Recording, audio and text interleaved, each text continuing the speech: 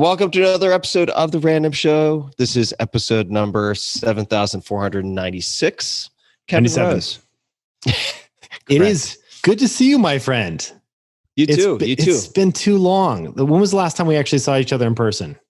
You were in Portland. God. It would have been in Portland 100 years ago because it was simultaneous with I think it was Acro Love Festival, where you had hundreds of people just smothering each other with body contact, one another with body contact. So that is a pre-COVID activity. Yes.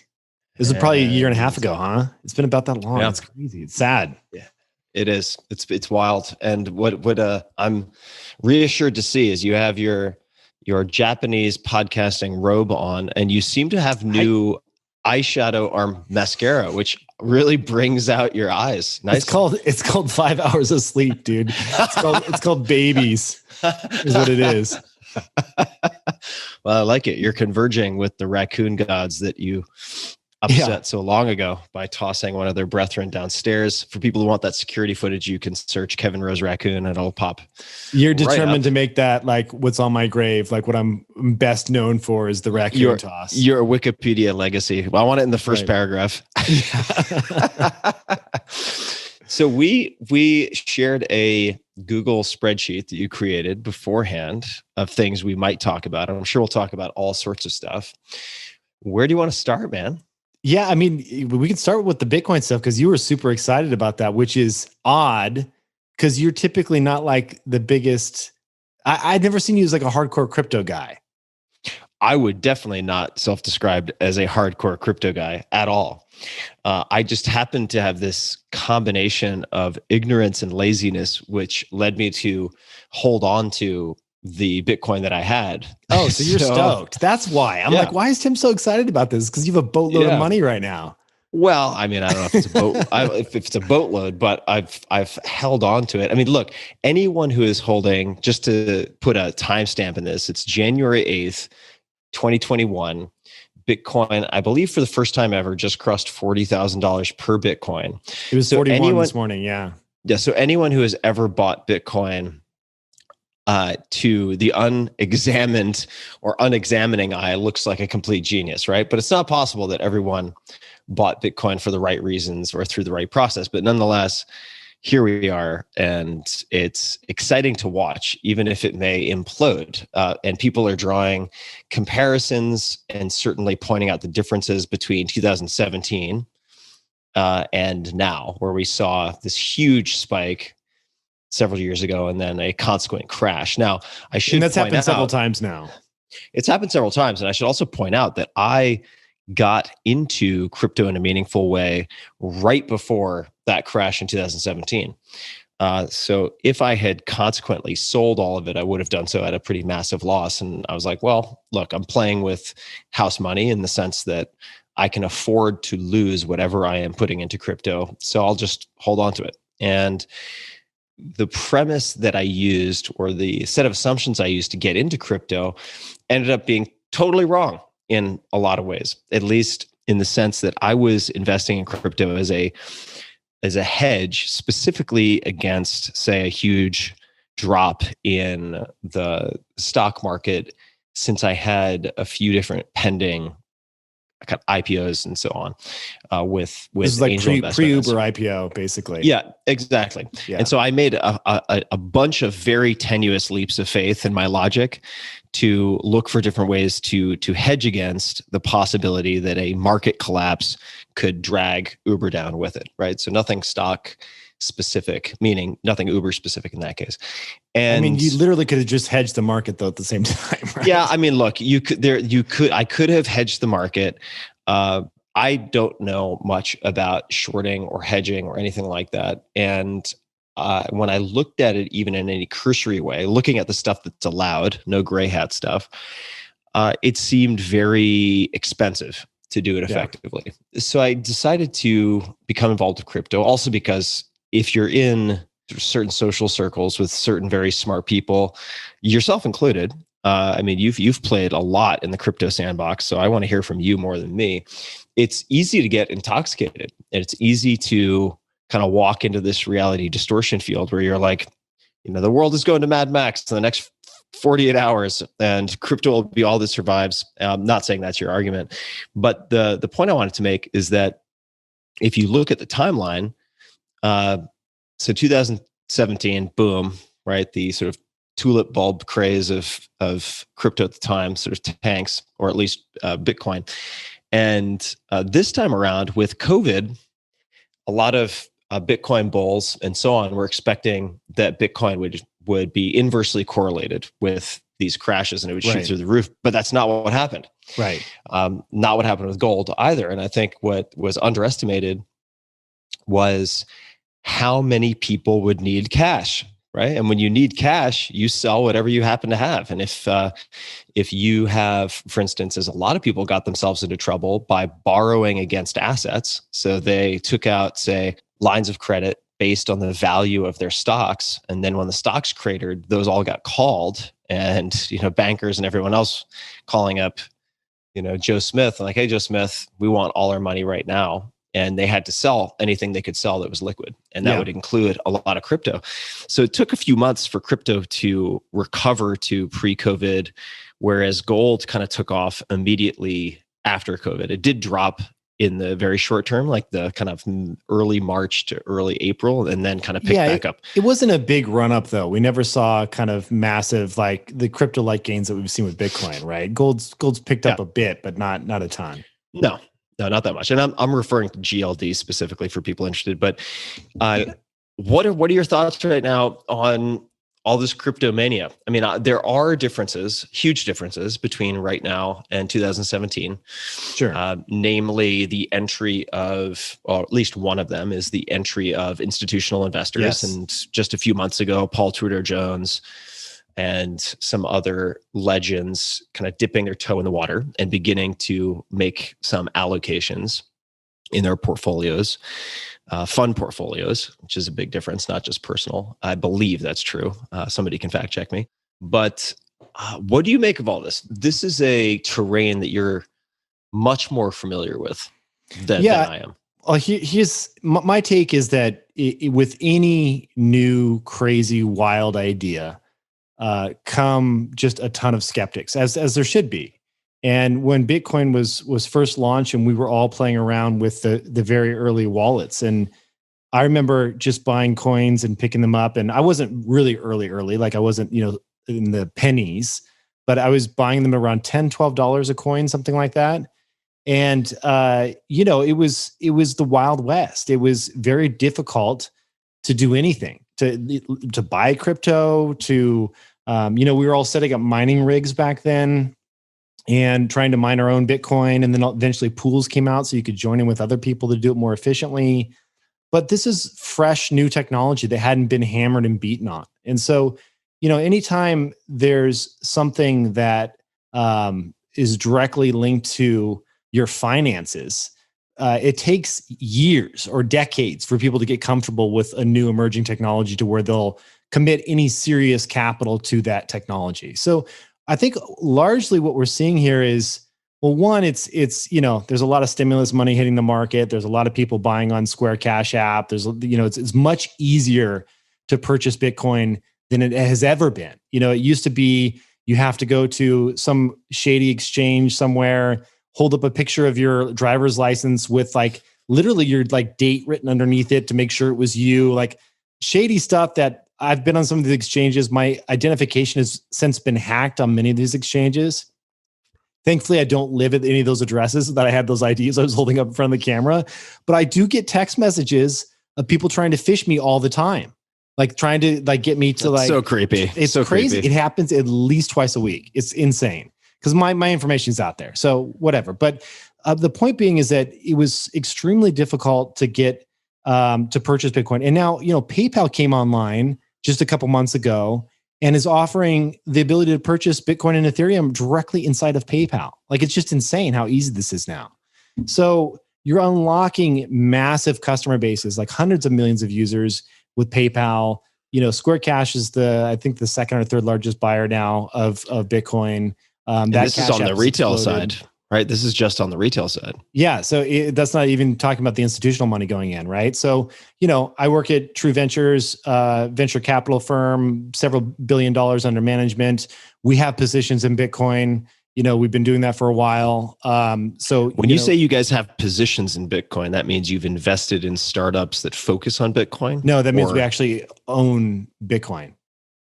How does that work? As a venture capital fund, you're operating the private endowment? Yeah, I mean, every fund is a little bit different. In our specific case, we have allocated as part of our formation documents for the fund, a certain percentage of the fund can be in cryptocurrency or cryptocurrency related companies. So we can say, I'm just throwing out a random number here. I'd have to go look at the docs, see what the actual number is, but let's just say 10, 15% of the fund, overall fund size. We have $600 million plus fund. That's, that you can only invest that much from this specific fund into cryptocurrency. And so, if we're going to go into and do a purchase, you typically dollar cost average your way in over a couple months and buy in a place that has really strong security. Like, we don't hold this ourselves. It's not at our office. Like, you're using, like, there's big financial houses like Fidelity and Coinbase Custody and others that now provide these types of services. You don't just have a bunch of hardware wallets sitting in your jacket pocket? Yeah, it's right here. Yeah, just in my house. No, I don't. I don't mess with that stuff anymore. I used to have wallets, and I actually had a laptop that I bought specifically for cryptocurrency, and I wanted to keep it in cold storage, meaning that back in the day when I was doing the craziest coins that you've never heard of on these weird exchanges, I went out, I bought a laptop. It was an Apple, hooked it up to the internet, did all the software updates, just put the wallets on there, transferred the funds, and then immediately powered it down so that it wouldn't be online anywhere, hackable, and then put it in a safe. And that was the way I kept my cryptocurrency. It's crazy. Wow. Yeah. It's crazy. But yeah, so there's been enough time has gone on. This current run up though is just nuts. I mean, the thing you have to do with all these things is just don't look at the last 3 months, because it looks like a decent graph and you're like, oh, that looks reasonable. Maybe I should buy some. Look at the last year. Zoom out to the 5-year view, the 10-year view. That's when you see really what's happening here. And it's not even like a hockey stick. It's even more, it's like insane how the run up has been. And so I get nervous when you see, it's always a good tell around, well, in this case, it was like the virtual Christmas or Thanksgiving dinner when Uncle Harry is asking you if they should be buying Bitcoin.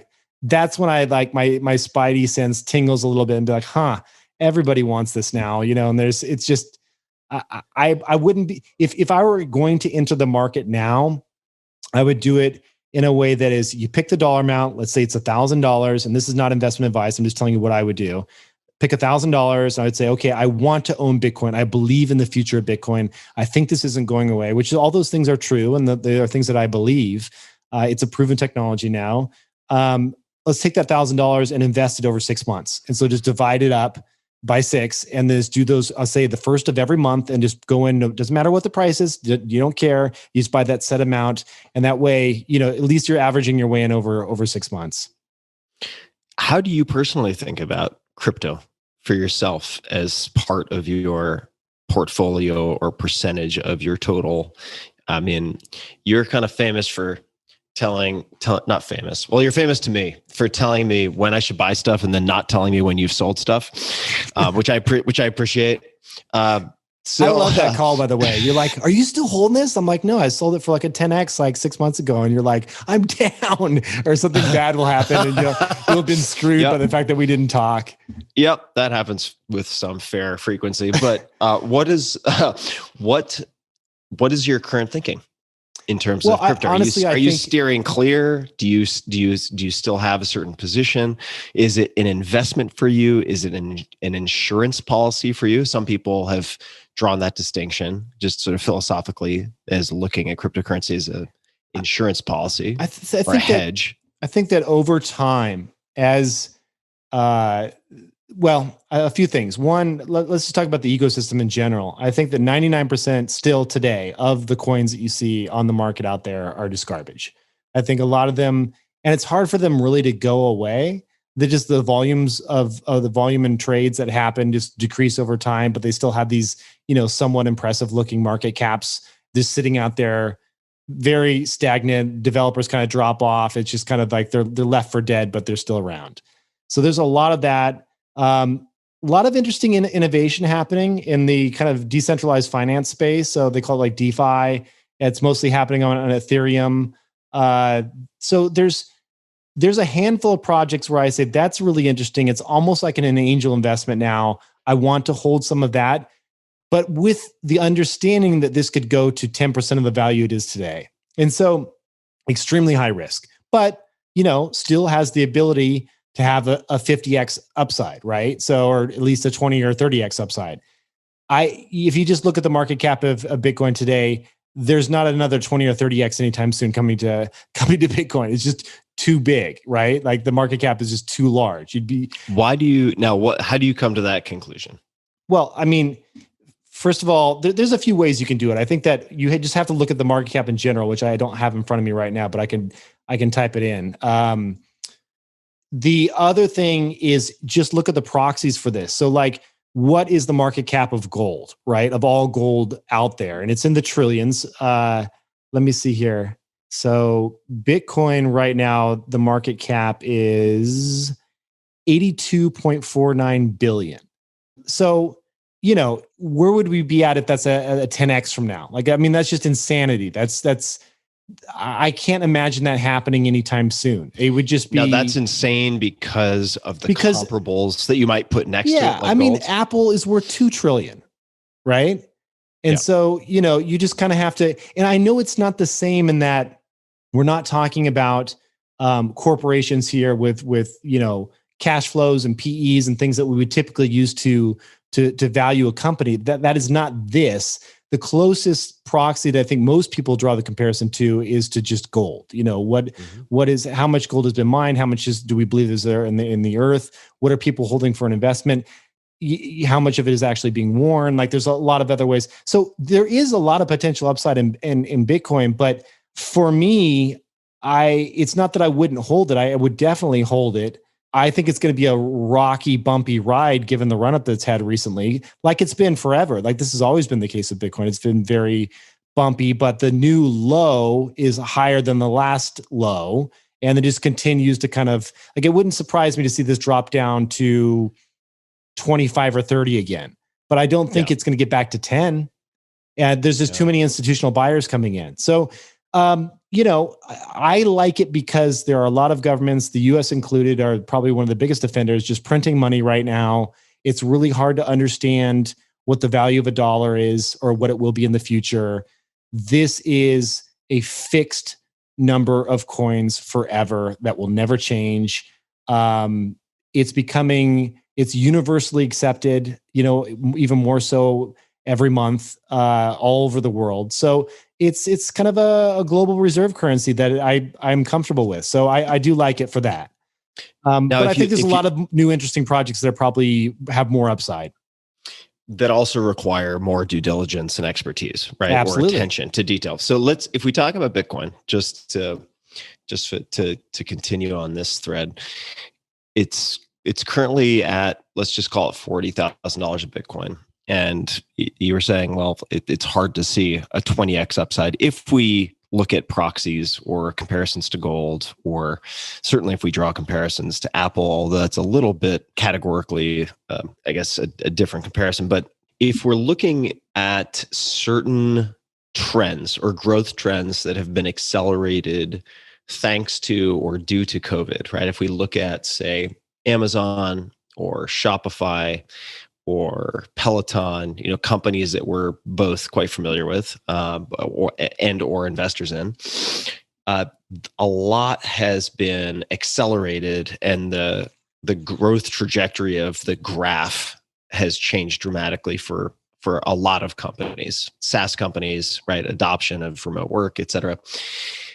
Could someone make an argument that is why, in part at least, we are seeing this adoption of Bitcoin, and that it is on some level reasonable? Or I guess in your mind, when you're thinking of how much this price can be explained via factors, external happenings, storming the Capitol, etc. Certainly, MMT and all this kind of stuff, versus just pure mania, right? Because the Bitcoin bulls will sort of lay out often regurgitated, but sometimes cogent arguments for why this is explainable and reasonable. And then the bears will say, here's the tulip bulb craze of such and such a year, and this is exactly what's happening. It's just pure mania. There's nothing to it besides greed and human psychology run amok. Where do you fall in thinking about explaining the price? Because if you look at institutional adoption, we're still super early in institutional adoption. And by institutional, I mean, there are wide ranges of institutions.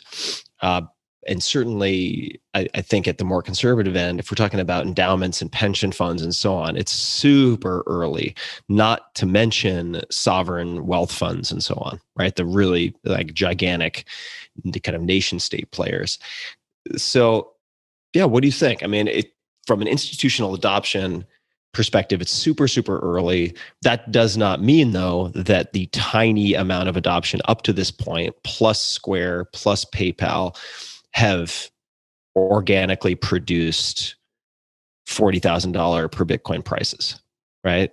That's a lot of word salad I just threw at your face via Zoom. Yeah, so maybe you can speak to that. Well, I think that it is really hard.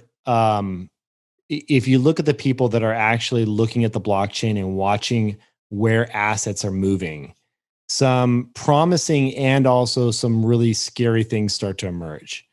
And so I think the promising side is just the average consumer now has access to purchase this with just a couple clicks and Apple Pay and everything else. Like that's the ease of purchase is gone, as we mentioned earlier. It's simple now. So that has unlocked certainly a lot of demand, especially around a hype cycle. We know about the institutional side. I agree with you that it's very early days there, and there's been several proposals, and there are new ones out there for a Bitcoin ETF. I think that happens, and we start seeing these appear in people's 401k accounts, and things just go bonkers.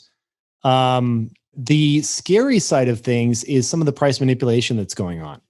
And so, there are ways to manipulate the price. And this is, well, I'll bring it up in with the caveat that it's being talked about on the internet, so I'm bringing it up here. It is not my view that this is happening, but it is being talked on the internet, so it's worth mentioning. So I say that from a news perspective, not from an accusatory perspective, and that is that there's a lot of preamble for Kevin. Well, Rose. I'm trying to say that because I don't want them to come after me and like just sue the shit out of me, basically. So there's a stable coin out there. And when I mean stable coin, for those people that don't know, there are a bunch of coins out there that you can hold as cryptocurrency that are pegged to an asset, like a fiat asset that we know, which like say the US dollar. So if you hold USDC is what it's called, the coin, and you hold one of those coins, it is worth $1, and that never changes. It's just pegged at that price. And so there are a bunch of these, and one of the larger ones is called Tether. The way that Tether is supposed to work is this. If you send Tether $1,000, they issue you $1,000 worth of Tether coins, right? That makes sense. If you go to redeem them, they give you back the $1,000, right? And so it kind of grew. And well, I shouldn't say kind of grew. It's massive now. And let me ask a novice question. What is the use case for that? Why would someone do that? They want a mobile, they want stability. They want stability. Yeah. So imagine you're sending your aunt in Costa Rica $100, and you want to make sure $100 gets there, not $92 because Bitcoin dropped, or maybe she'd like if it went up. But it's like you need the stability, and it can also be used for a whole slew of other things. They do lending with it, where you can earn interest on it. That's what a lot of the decentralized finance comes from. Anyway, so Tethercoin, for example, is one of the first ones, one of the first stable coins. And it has a $23.93 billion market cap. Now, there are currently some ongoing investigations into what's going on behind the scenes at Tether, because there are some allegations that they're just issuing new Tether and buying Bitcoin without there being the reserve USD to actually back it up. So there's been a handful of articles. You can search Tether, whatever you want to call it, like scandal or whatever you may be in the Google News, and you'll see that people are looking at this and saying, and there's several organizations, like government organizations, that are looking at this, and they're saying, okay, we need to peer inside here and make sure everything is kosher, because if it's not, they could be just propping up the Bitcoin market and buying Bitcoin with fake minted Tether stable coins. And if that's the case, and that comes out, it's going to be a shit show for a few days. It's the best way I could describe it. Do you think, that's probably a fair description, the shit show. Do you think, not knowing anything about it, that they have sufficient volume to prop up, so to speak, the Bitcoin price, or to inflate it?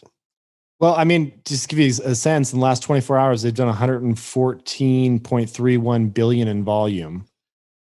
So it's heavily used on some exchanges. Some exchanges won't touch it. There's some exchanges that you can't even purchase Tether if you wanted to. So it is the one piece that I look at and I just say, gosh, I don't like where this is trending. And some of the people that are looking into this could really put a big black eye on the market. It doesn't mean that Bitcoin is a fraud. It has nothing to do with Bitcoin. Bitcoin is a legitimate technology that works well. It's well secured. It's been hammered on. Like this doesn't mean Bitcoin goes away, but it does mean that if there's spook the hell out of lots of people. It spooks the hell out of a lot of people, and it also shuts down ETF talks and all those other things, because a lot of the reasons why these ETFs for Bitcoin aren't being approved is because of these claims of this type of market manipulation. So, but to your earlier ask around, like, how do you think of this when it comes to portfolio construction? And again, I'm a venture capitalist, not a registered investment advisor. This is not a financial advice. But for me personally, I think informational purposes only. This is informational and entertainment purposes only. If Tim says it, oh, you bastard! That's not true. You're going to cut that out. You rat bastard. So basically, I would say for me personally, I think, okay, maybe up to 5% of my overall portfolio, and consider it super high risk. But I like your strategy, Tim. It's like it's kind of one you have to take with cryptocurrency. If this gets cut in half or cut in 3/4, you just have to say, okay, bad day, bad week, bad month, and just ride it out for the next 10 years, because in 10 years it will bounce back and the returns are going to look better than ever. So, that's kind of how you have to play it. Yeah, and it's a test of conviction and process also, right? In the sense that I've been talking to friends, and like you, sort of the kind of Uncle Harry equivalents are like, I want to put money into Bitcoin and Ethereum. And I'm like, can you tell me what Bitcoin is? And they can't even hazard a guess. It's just something that's going up in value very quickly. Right. And is your uncle actually Harry? I don't want to throw this guy under the bus. That's made up. Okay, good. Okay, so Uncle Harry usually will have a story that is something like this. My friend Bob has invested in crypto, and over the last 7 months, he's made, let's just make up a number, $500,000. And my question is always, did he sell all of his Bitcoin and pull out $500,000? And the answer is no. And my follow-up to that is, well, it all looks good on paper, but if it's not enough to just buy something that is going up in value, unless you believe it's going to go up in value indefinitely, you also have to have a plan for if and when you are going to sell that asset and redeem. Now, some pure believer or true believers would say you never sell Bitcoin, and that's one option. But unless you have deliberately, conscientiously decided that, and you have that as a bulletproof, emotion-proof strategy, you sure as hell better have a plan for if and when you are going to redeem to some type of fiat. And if you don't have a defined time horizon, the likelihood of you losing money because you sell in a panic when it plummets is pretty goddamn high. That's why I like the lower percentage points of your overall portfolio, because it has to be money that doesn't matter. So you can hold it for the long term if you want to hold it for the next 20 years. But I guess what you're saying is it does get to meaningful money at some point, right? Because naturally, if it does 5x from here or 10x from here, then it's going to be no longer 5% of your portfolio, right? So in that case, like, I would force myself to every year or every other year just rebalance. So now, like, do you actually do that though? Because 100%, there are 100%. You do. I did it with Peloton. Okay, all right. So now you would do that regardless of the duration of holding that investment, or do you wait for long-term cap gains? Right? I mean, like, I would wait for long-term cap gains unless it is something just absolute bonkers. So if it's absolute bonkers and you're just like, I mean, look at Tesla right now. Just like, look at that chart. Click on the 5-year and your Apple stocks app. It's just like you're like, how is it not bending over? I feel like it should fall backwards. It's going so high. Like it's ridiculous. And so if I'm holding short-term cap gains there, I just want to point out that you are also a lover of Tesla products, right? So like, you're not saying this as a Tesla hater. You love their stuff. I have 2 Teslas. They're fantastic vehicles. They're my favorite. I have a truck on order. I can't wait to get that thing. And yet when it's a straight line. Yeah. So it's just one of those things where if it is getting an outsized percentage of your portfolio, then it's absolutely smart to, and I kind of have this thing where your overall mixture of assets and everything that you have kind of put together, like, what does your allocations for multiple things look like? And most of my stuff is just fully diversified, set it and forget it forever, like Wealthfront style, just put it in there and have it be fully diversified and safe. And then I have a category that is like, let's just call it 25% of my overall assets that'll say, these are 5x capable stocks or greater. And those, I know they're super risky, well, somewhat risky, and they have real cash flow and all that. But I'm going to invest in those. And I would put, like, Pelotons in that kind of camp. Some of them were riskier stuff, like the Neos, like the Chinese Tesla, a few other things that I've bought over the last couple of years. So, but then always going and pruning and readjusting and saying, oh, actually my 5x stocks are now 40% of my portfolio. Let's trim that back to 25. Yeah, I appreciated your strong buy recommendation on Pornhub. That was genius. Well, you're co-owner now, which is odd, but it's your thing. The acro yoga. I'm on the team tab. Yeah, the masthead. Free premium for the next 2 months. Use code TimTim. Kev. I really hope they make that code. That would be fantastic. That is a joke, people. Joke. Kev.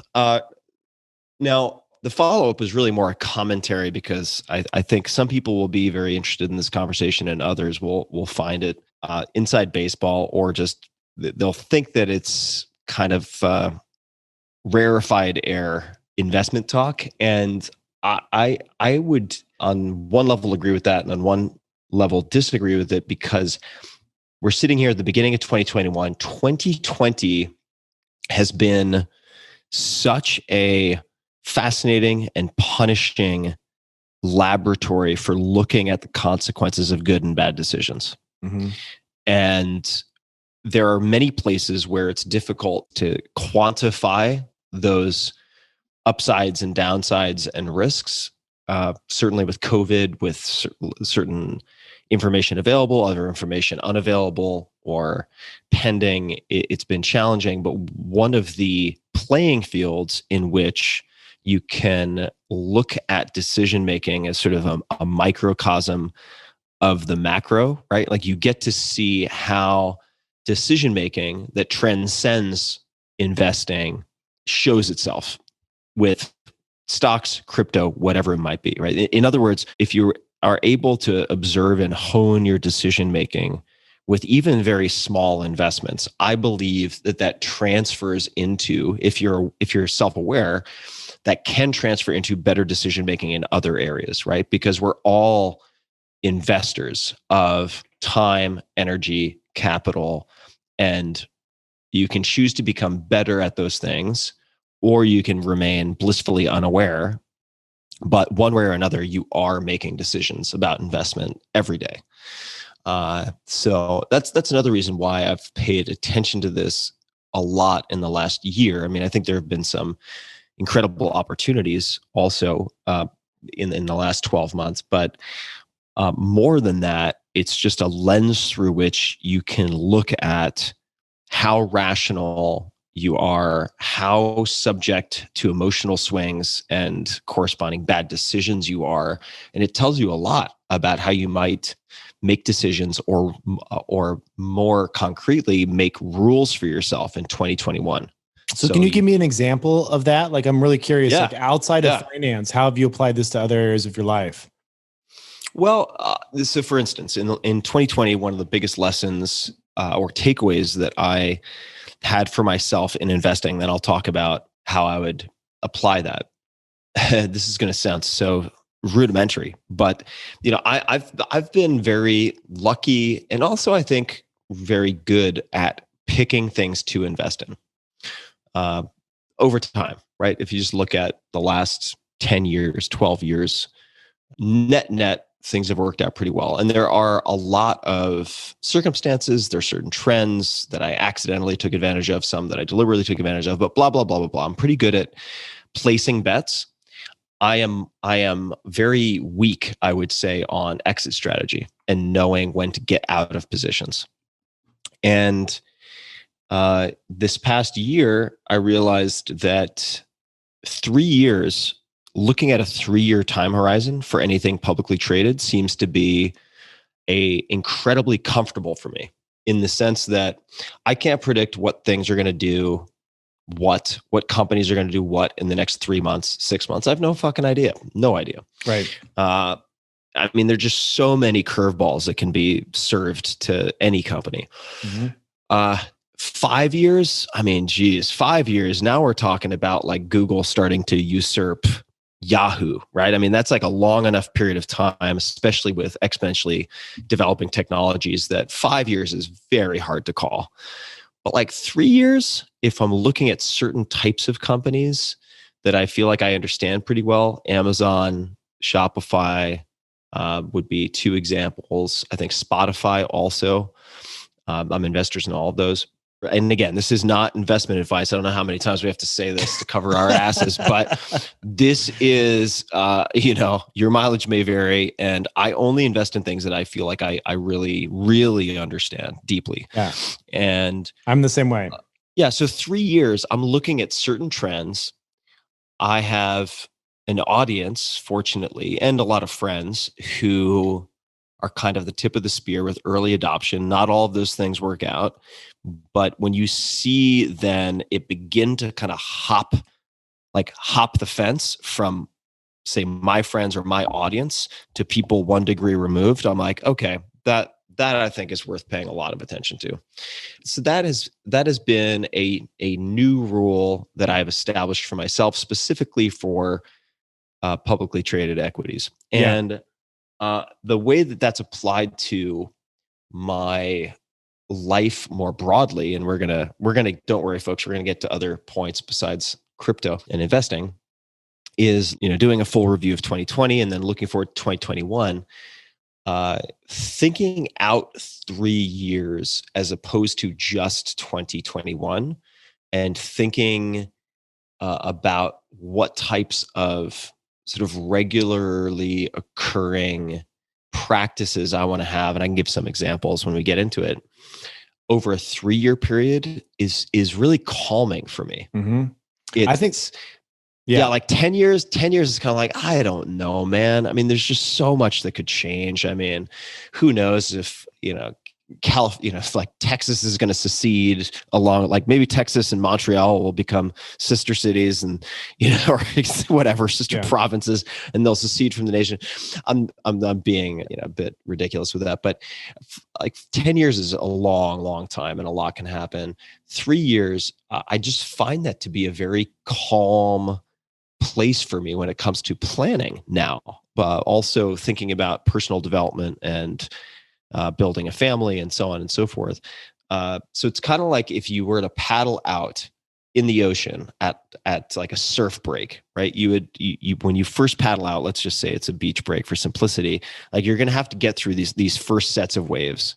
And then you're going to have some calm, and then you're going to get to like the outer breakers, and you're going to be in the impact zone again. And it's going to be exciting, but it's also can be really stressful. And I find like 3 years for me is just kind of comfortably in between those two. Yeah. I like what you said about also doing these kind of thematic investing where you say, okay, I don't know. I like you just named off the exact same companies that I pay attention to around e-commerce, because like, obviously we know e-commerce is well, it's more so online these days than ever, but it's still a fraction of in-person commerce, right? So if we believe that trend is going to continue, which it will, who are the players in that space? And so rather than say, well, actually, I think it's going to be Amazon and not Shopify or Square, it's like, I just would rather own the entire bucket, right? So, I go in, get Amazon, Shopify, Square, PayPal, and I think that pretty much covers, the future of payments. When I think about like mobile payments and just happening on your phone, and eventually when Coinbase goes public, I'll probably pick some of that up as well. But like just having that and sitting on those, and then just watching and kind of as leaders start to emerge, kind of dollar cost average in a little bit more to get a little bit more upside in the clear winners, if there are going to be any, then that's kind of what I've done historically. That's proved to be pretty successful. Yeah, and it's we're talking about kind of pickaxes and shovels, right? I mean, in the sense that a lot of these companies, not all of them, but a lot of these companies offer services that other companies capitalize on or other creators. And my choices also were based on different scenarios related to COVID. So I was like, okay, let's say COVID, like wave a magic wand, it gets solved tomorrow. But we were decimated, behaviors changed, growth trajectories changed for, let's just call it severely, for like 6 to 12 months. Okay, what does that look like for an Amazon? What does that look like for Shopify? Okay. And then let's say COVID continues. Let's say there's a new strain and A, B, and C happens. And rather than best case, it's certainly maybe not worst case, but a terrible case. What does that look like for these various companies? Okay. And just came to the conclusion personally that in most scenarios you could play out as an exercise, these companies still seem to do well. And right, but you also have to play out the other side too, right? Like what happens once the vaccine happens and COVID subsides? This is why I'm not holding Zoom right now. And Zoom may be it's a great company, great product. We're using it right now, but it's like I just don't see, when people start to return to work, what gets hit the hardest. And so that's part of the reason why I missed out on a ton of upside was the climb and rise of Zoom, but it doesn't pass that post-vaccine test. I want to have to believe in my heart of hearts that I will close my eyes and hold this thing for 5 years and before doing an investment. Otherwise, it's just gambling at that point. Yeah, well, I mean, it depends on how you define your time horizon, and if you have the skills and the emotional control or stoicism to be able to stick to your plan, right? Mm-hmm. So for me, one of the reasons I came to 3 years is, again, 5 years, I just don't have confidence that I can look into the crystal ball and understand where technology is going to be in 5 years.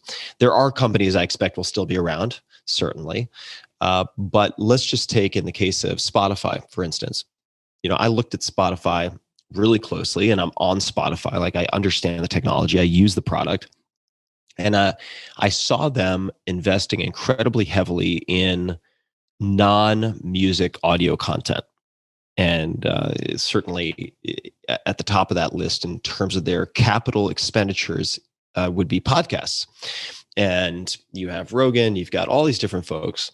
And for Spotify compared to, say, Amazon, there are people who would argue that podcasts are an existential priority, right? Like they have to really heavily invest and be the A player, high bidder for a lot of this core talent and these teams who can create content, because their economic model is in some respect dependent on the improved margins through non-music audio, right? Amazon sells everything, right? You can, Amazon sells a million things, and Amazon Music and the team who's on podcasts with Amazon is a fantastic team. But within Amazon itself, it's hard for me to imagine that has the same level of urgency and priority that it would have for Spotify, just given the range of options. So for me, but what about Apple? Yeah, Apple's huge, but Apple also is, I think, Apple's amazing. They have by far the most market share right now. And they're also, they have, I would expect like certain constraints, right? Like I don't think they're going to pursue anything incorporating advertising models, at least not in the short term, right? They just haven't had a lot of luck with that. They don't seem inclined to pursue it.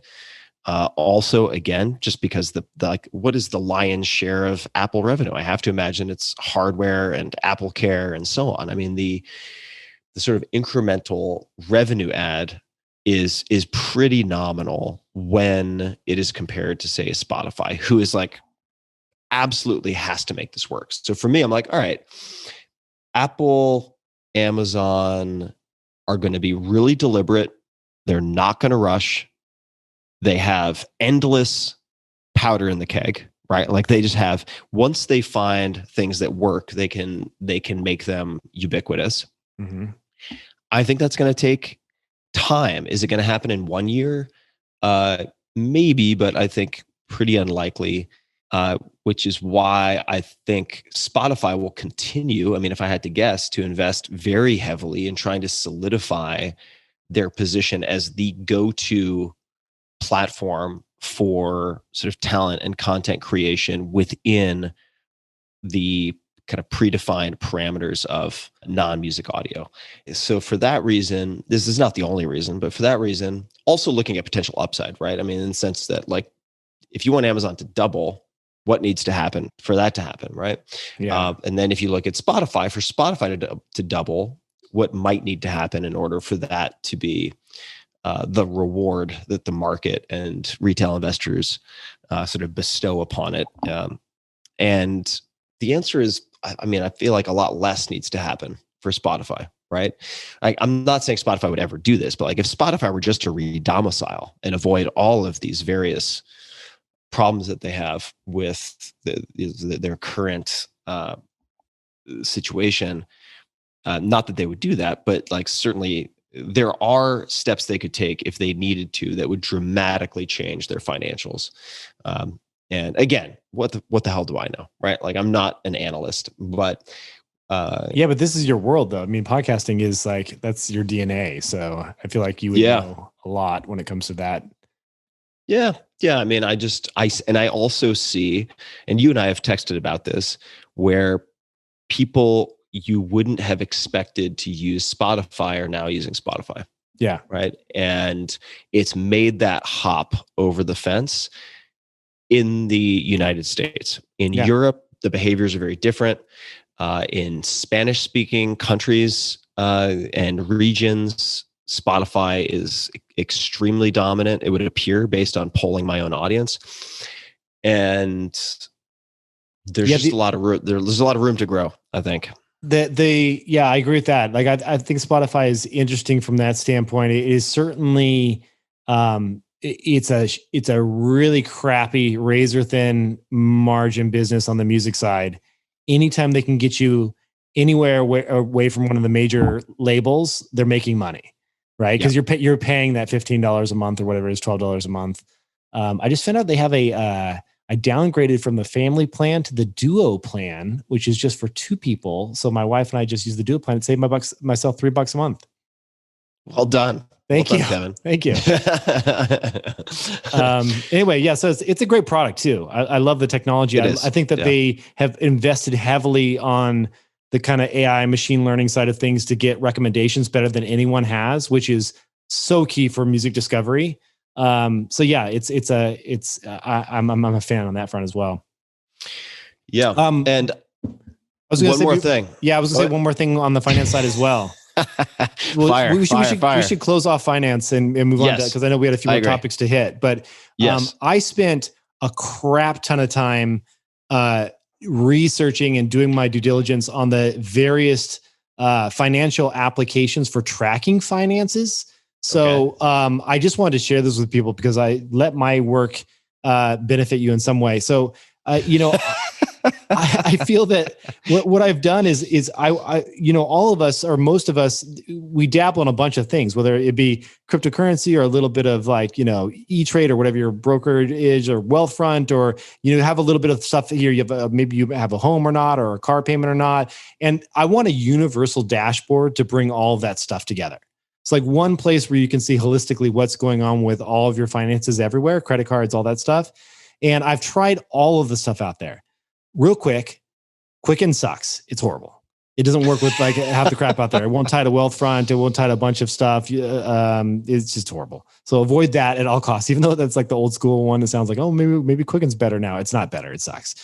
Now, I have this theory that a bunch of the Quicken engineers got together and were like, yeah, this place kind of sucks, but let's go create a new product. So Quicken came out with a new product that is actually quite good. It says it's called Simplify.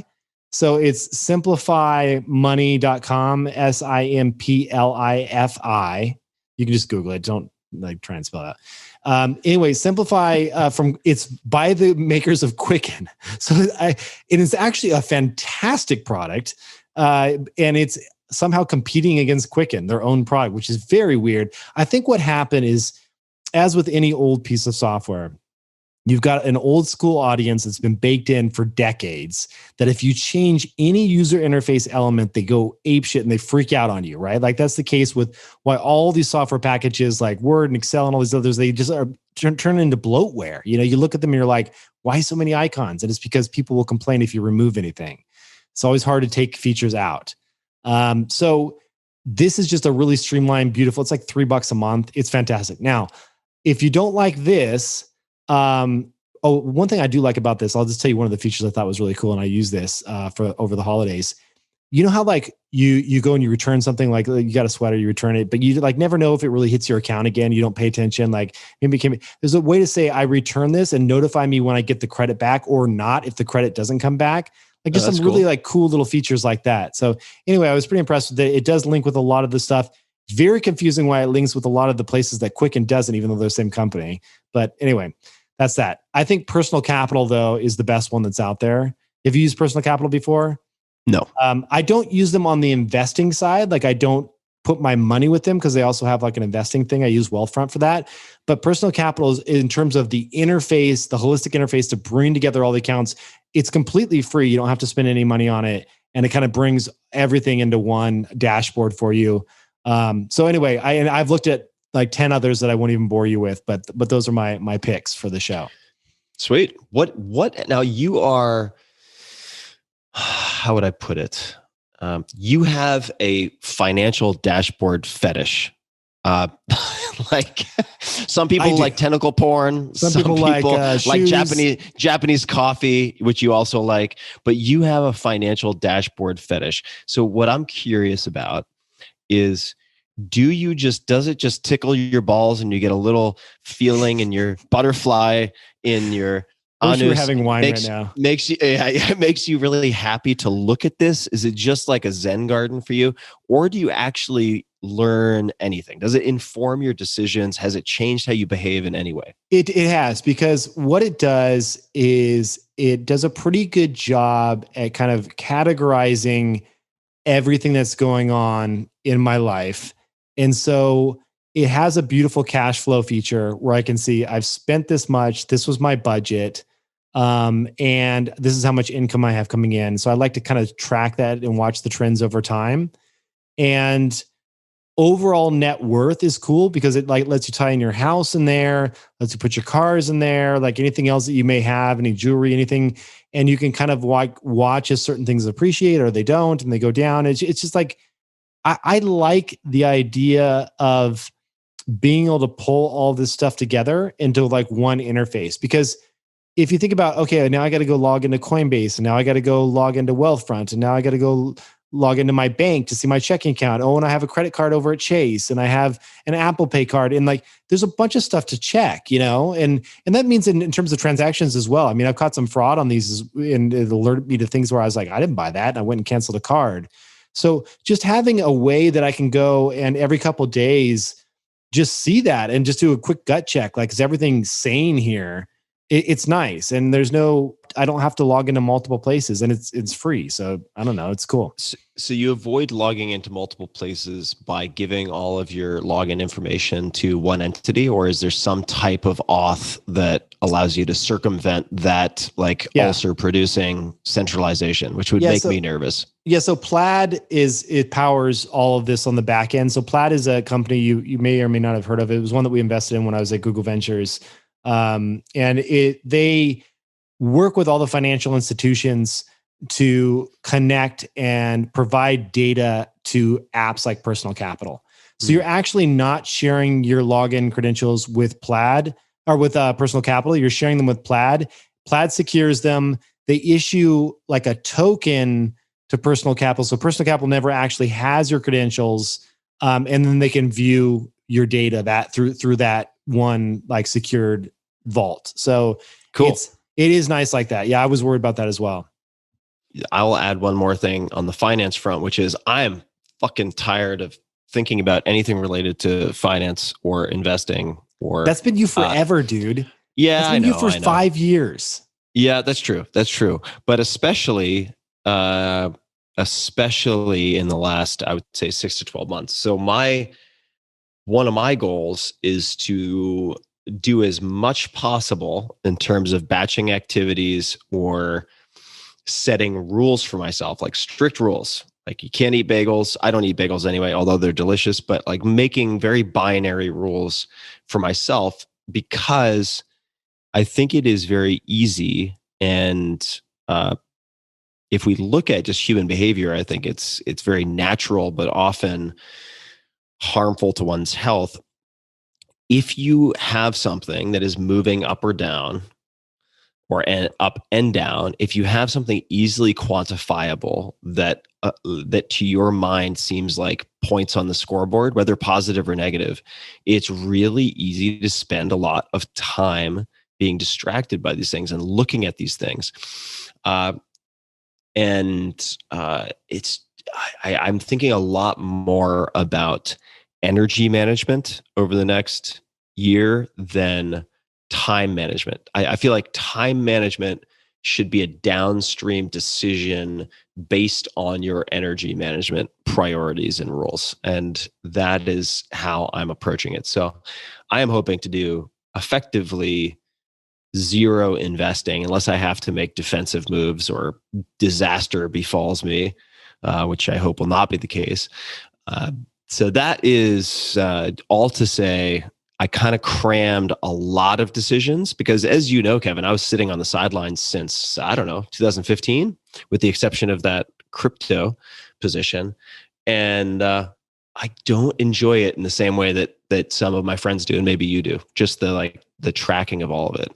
I feel like it's kind of a leeching of energy for me, even though it is very addictive.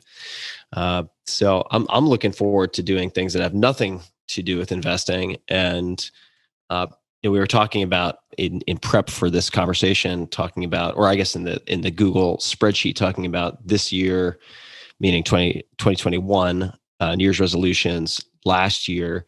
And I do every year for the last handful of years, a past year review where I go through my calendar week by week from the previous year and look at the things that gave me the most energy, took the most energy. Some of them are worth it. Most of them are not. And trying to identify the kind of peak emotional experiences, positive and negative, and who the people and activities are on both of those lists. So I'm sorry to say, Kevin, you ended up on my negative. No, I'm kidding. And that's how I then go through and look at scheduling things and spending time or not spending time with activities and people for the next year. And the most consistent energy giver was time in nature and activities in nature, which is part of the reason I was so thrilled, and we can kind of go in any direction, but to get as a gift this book, which is Of Wolves and Men by Barry Holston Lopez. And it is probably the best nonfiction book I've read in the last 5 years. It is so cool, unbelievably good. And I have highlights on almost certainly in every chapter. And it's just, I had to modify the way I highlighted because I highlighted so much. His writing is as crisp and clear as Michael Lewis. The structure of his writing is right up there with like John McPhee. And the beauty of his prose and just the wordsmithing and use of metaphor is right up there, I would say, with Mary Oliver. I was blown away. I kept stopping my friends and wanting to read them paragraphs and chapters, and they got pretty annoyed after a while. But it is a spectacular nonfiction book. Very cool. Yeah, it's and it's funny, Tim. I don't know if you remember telling me this, but you told me, I don't know, maybe was it 6 months ago? You were like, I'm not reading any new books. What was it? You're saying something like that. What was it? Yeah. So, well, for 2020, I read no books that were printed in that were published in 2020. So I was reading books, but I put up a blog post as a policy. And I think the title of the blog post was Making the Single Decision That Removes 1,000 Decisions. And that relates to the burden of getting hit up by hundreds of people a year who want me to read their books that are coming out, a week later or 2 months later. And it's not that they're bad people, but they very often have a book coming out. They want to be on the podcast. And I end up oftentimes, or I have ended up with just stacks of hundreds of books. And the fact of the matter is, we don't have that much time on the planet, unless we figure out how to, recycle, 20-year-old blood like vampires, like some people do, who shall not be named, or whatever, using fancy drugs, rapamycin, metformin, et cetera. Like maybe you eke out a few more years. Okay, that's possible. But if I look at the average age of death of males in my family going back many generations, as far as I could like easily do the math, it's about 85. Like, it doesn't really matter what you do. As long as you don't get hit by a bus or fall off a cliff, like you're probably going to die around 85. So I'm 43. That means I've crossed the 50% mark. I think it's helpful to just assume that. And you can sit down and do the math. Like, how many really good books do you read per year? And people do the math, and maybe they end up at 5, maybe they end up at 20. It's hard to read 20 amazing books unless you're really deliberate about it. You probably read a fair amount of garbage. And so you figure out like, okay, this book took me a long time to find, and it was gifted to me. Even though it had been recommended many times, I still didn't read it. And you said a long time to find, meaning you just hadn't heard of it, or it's out of print? No, it's not out of print. It's a long time to find. It took a long time for it to happen, I guess is what I'm saying. It had been recommended many times, but we get bombarded with reading assignments all day long, right? Maybe it's just something on TikTok or Instagram or Twitter or whatever. Although I deleted all of those from my phone. Same. All of those have been deleted from my phone for about 6 months now, which is great. Wait, I saw you post on Instagram the other day. I didn't see you post. Daria told me you did, because I don't have it. I don't go on Instagram. Yeah, you know. She told me because you posted a chocolate bar that we got you. I did, yeah. So I have a workaround. So the way that I post to Instagram without using Instagram. Your assistant does it. No, I use, and well, I mean, that sometimes happens too, but I use an app called OnlyPult. And OnlyPult, like catapult, but only Pult, P-U-L-T, allows me to post to Instagram without having the application on my phone. So I'm sure there are other things that allow you to do this, maybe Hootsuite or others, but I've used OnlyPult, and it's really kind of it is not a Swiss Army knife. It is for what is it? posting. Is it just like Instagram and ASCII? Like you're like scrolling. I like to think that your assistant's calling you up and being like, Kevin is wearing a red shirt today, and Daria seems to be holding their dog, like describing you post by post. Yeah, I'm like, take out the semicolon. Who uses semicolons? No, I use OnlyPult. Think of it as a buffer for Instagram specifically, so you can schedule social media posts or post immediately using this application, and it posts to your Instagram account for you. So what that allows me to do is I can take a photo of something I think is beautiful or useful, put it on Instagram, and do so without ever being exposed to my feed in any way. So it is, in other words, it is write only instead of read only. Right? I mean, you could just unfollow everyone too. And then when you go, there's like a blank feed. Yeah. I mean, I could do that, but then you don't get the DMs and stuff, I guess. Well, how do you look at your DMs? I don't really use DMs. Yeah, I don't either. Yeah, it's just over the volume isn't manageable. So the point being with these books is like, look at your track record of reading books. And I remember Tim Urban wrote about this, so the creator of Wait But Why, in an amazing piece called The Tail End, which everyone should read. And it talks about how precious time actually is. Everybody listening to this, if you haven't read The Tail End by Tim Urban, read it, reread it. I reread it regularly. And the fact of the matter is, like, I don't know, maybe I have a few hundred books left to read, like good ones. So I don't want to be reading stuff, generally speaking, that hasn't stood some test of time, right? Like this guy, Barry Lopez, won the National Book Award. He was nominated for the National Book Award for this book, Of Wolves and Men. I mean, this is a very high bar, right? They just published the 25th anniversary edition. It changed how people wrote about nature, or how people thought about constructing nature writing and nonfiction, period. Like the guy completely reshaped an entire genre of writing. It's incredible. And if you have that high a bar, there are still too many books. So I'm trying to be much more purposeful about my reading. And that was why in 2020, I'm not reading any books published this year, which I am going to extend for 2021. So I'm not going to read any books published in 2021 either. That's awesome. I love that. Yeah, feels good. And once you make the rule, it depersonalizes it. This is really important because it's hard to say no when you're making one-off decisions, right? If somebody comes to you and they're like, hey, can you contribute to my GoFundMe because, I lost my shoes and I want to buy a nice pair of shoes or whatever, you just get hit up with so much stuff.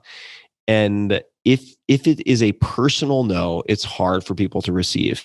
If it is a policy and you can point them somewhere, even if you say it's a policy, it often takes the sting out. But I could just point to, if you go to tim.blog/new books, I think it is, like it's a short URL that takes people directly to that post on the finding single decisions that remove hundreds or thousands of decisions. And there it is. Yeah. So if you just go to tim.blog/new books, then it takes you to finding the one decision that removes 100 decisions. And so if I get hit up via email, via text, via fill in the blank by someone I actually know who wants me to read a book, I'm just like, I wish I could, but I can't. I've set this public policy so I don't have to choose among friends. Boom. And I send a link, and that's it. That's the template response. Can I ask you how you Well, I'll tell you why I'm asking this question. I'm asking this question because as part of the training that I'm doing with Henry, who we talked about on a previous podcast, who's this Zen master that I study with. One of the things that I do is when I go for walks in nature, and you mentioned enjoying nature as one of the big highlights. The easy thing to do is to put on a podcast or an audiobook, right? And on top of that is to set it at 2.5 speed so you can get through it as fast as possible. My instructions have been to take out my headphones and just treat it as a way to listen, just listen to nature, just like let it all come in and put your focus and attention on the sounds that are happening around you. I found that to be a much more, it's like a amplifier on top of the already awesome walk.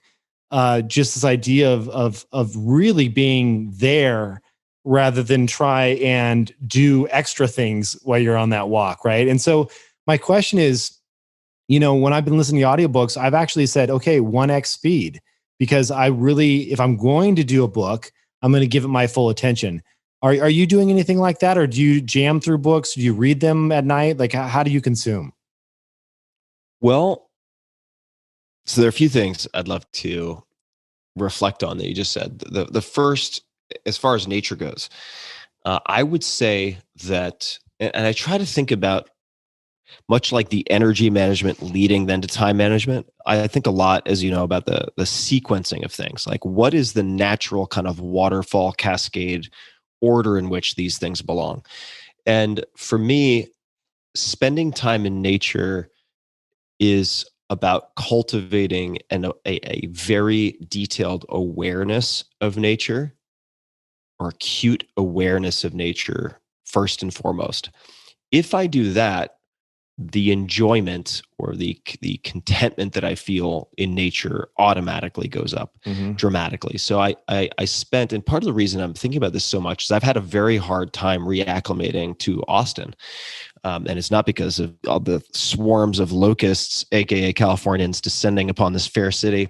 Although I'm hypocritical to say that, obviously, it's because it's a city. It's a city, and I spent a lot of time in the wilderness on a farm. I don't want to mention locations, but for the entire summer. So I spent several months walking through the woods every day, where there were black bear and coyotes and so on, and seeing the changes. I would walk for hours, and I got to recognize these very minor, or I should say minute changes on my walks. I would see which trees changed color first as we got closer to autumn. I would see how tracks presented themselves in certain places at certain times of the day, and it depended on weather.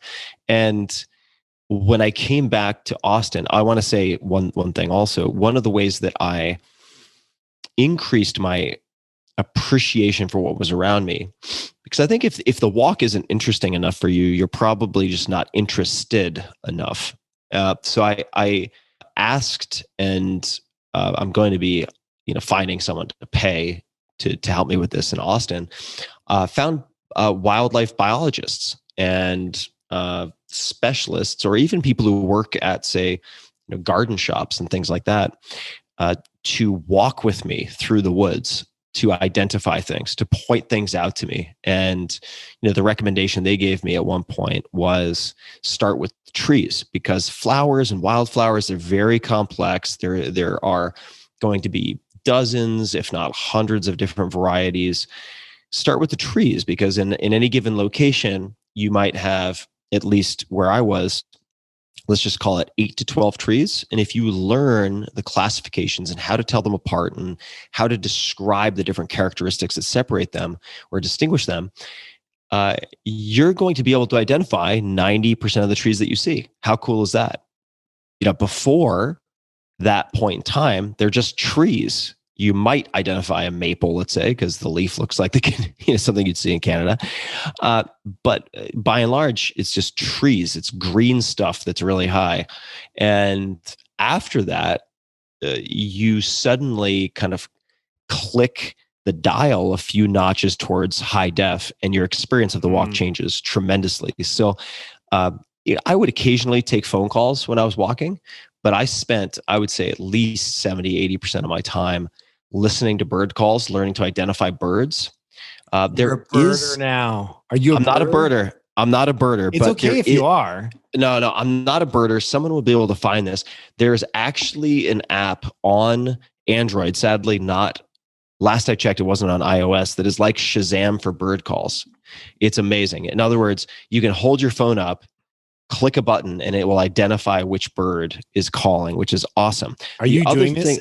Are you doing Shazam for birds out in the forest? No, because I use iOS. So I had to do it the old fashioned way and like go online and listen to different bird calls and try to compare them.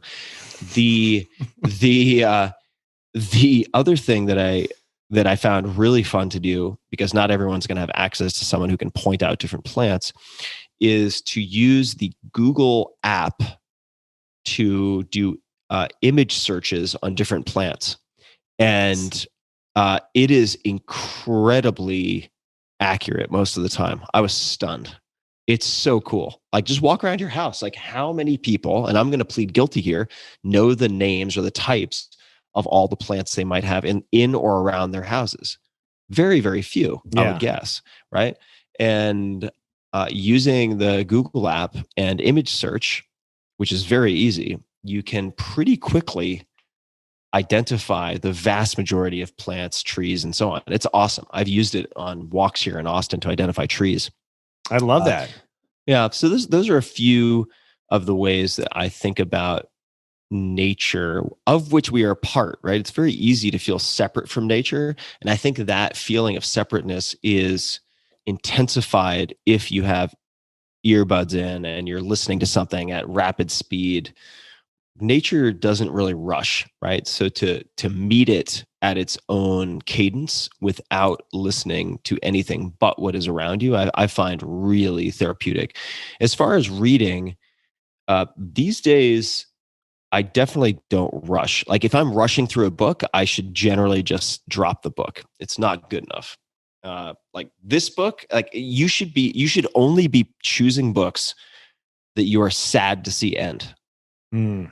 Right? Like, if you're not like, oh man, what am I going to do now that I finish? Oh no, I have to find another book. If you don't have that feeling, then you're not reading the right books. I'll give you another example.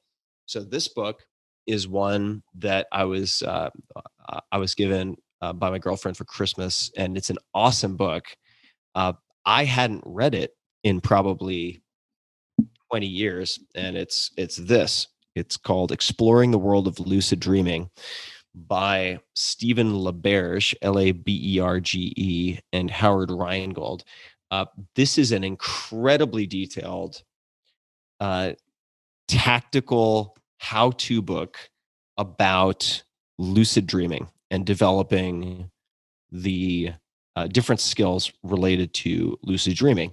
And lucid dreaming, I was really dedicated to a lot of these practices towards the very end of high school, or certainly the first few years of college. And I actually reached out to Stephen LaBerge or his team when I was in college. I couldn't get a hold of him, but I did get the attention of his team because I said, you may want to look at, if you haven't already, Huperzine A. Huperzine A is a supplement. You can get it anywhere, well, certainly online, which acts as an acetylcholinesterase inhibitor. And this is just a very long-winded way of saying. Sounds bad. Well, I mean, it's not just choline in the brain. Well, it's not turning off acetylcholine production, but it has anecdotally the ability to help one induce lucidity. How and why that happens, I don't know. At the time, I had a very well-developed pet theory for why this sort of mechanistically and plausibly why it worked. But the point being that Stephen LaBerge came out of Stanford. Lucid dreaming, to define that, is the phenomenon of realizing that you are dreaming when you are dreaming. So you effectively wake up in your dream and you're like, holy shit, I'm dreaming. And normally you get excited and then you wake up. Yeah, they call that in Zen, they call that enlightenment, but it's not when you're dreaming. There you go. Yeah. You're awake and you wake up and you realize this is a dream. Yeah. So You can start with the lucid dreaming and see how you do with that. But this is actually a phenomenon that can be demonstrated in laboratory settings, because your eye movements during REM sleep correspond to your eye movements in dreams. So you could hook someone up to, I suppose it would be an EEG in a sleep lab.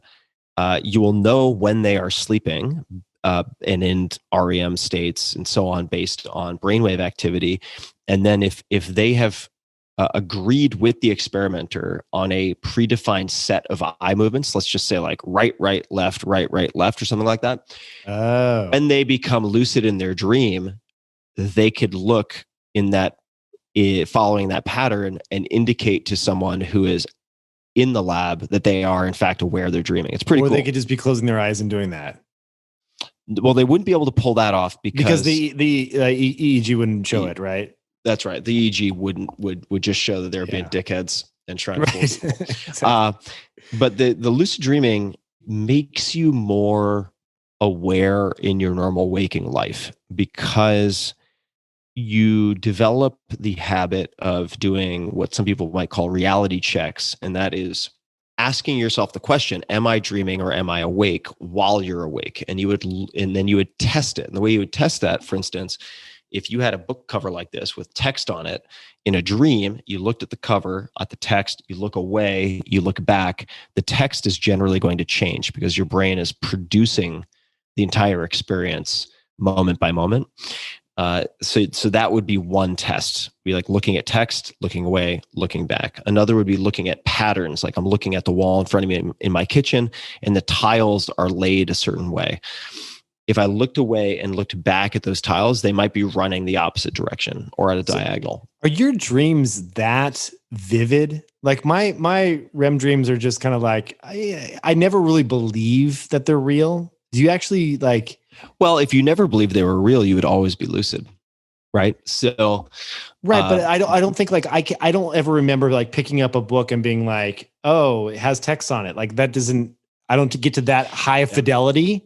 Like you work on dream recall first, so you would cultivate dream recall, and your grasp on the sort of coattails of details of these dreams is so tenuous that there's definitely a protocol and an etiquette to maximizing dream recall. If you don't do it immediately upon waking, if you move around, if you brush your teeth, if you go take a piss, like it's gone. All of your dreams are gone. You have to be really methodical and strict about it. But it is incredible how quickly your dream recall ramps up, and you get to the point where you're remembering oftentimes 3, 4, 5 dreams a night and taking them down. There are ways to improve that. You can wake up in the middle of the night, stay up for 2-3 hours, go back to bed. I mean, there are all these different techniques that are outlined in this book that really, really work. So in high school, when I first became reasonably good at this, I'm not going to say great, but I could usually induce lucidity in dreams at least every other night. And I was in my final wrestling season, and I would manifest this guy, John Smith, who was a famous gold medalist and had a particular type of wrestling with low leg attacks. I think he was out of Oklahoma. And I would train with him. I'd never met him, and I never have met him. But I would train with him. I'd seen a lot of his video footage, and I would train with him in my dreams in wrestling, and found that to carry over into my normal practices.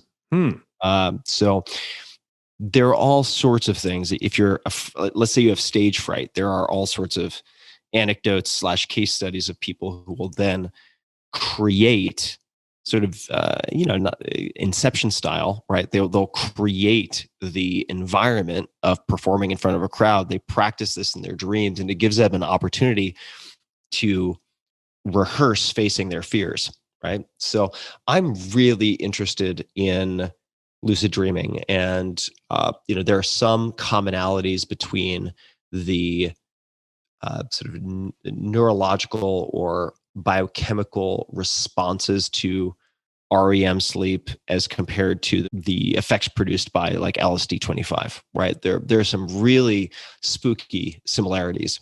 So this came back to me. This is a book I read many times in late high school, certainly early college. My own copy, which is covered in highlights, is somewhere, and then it was just gifted to me again. So I have many books in my house now that I would willingly read a second time, and I think that should be the bar for reading anything once. It has to be that good.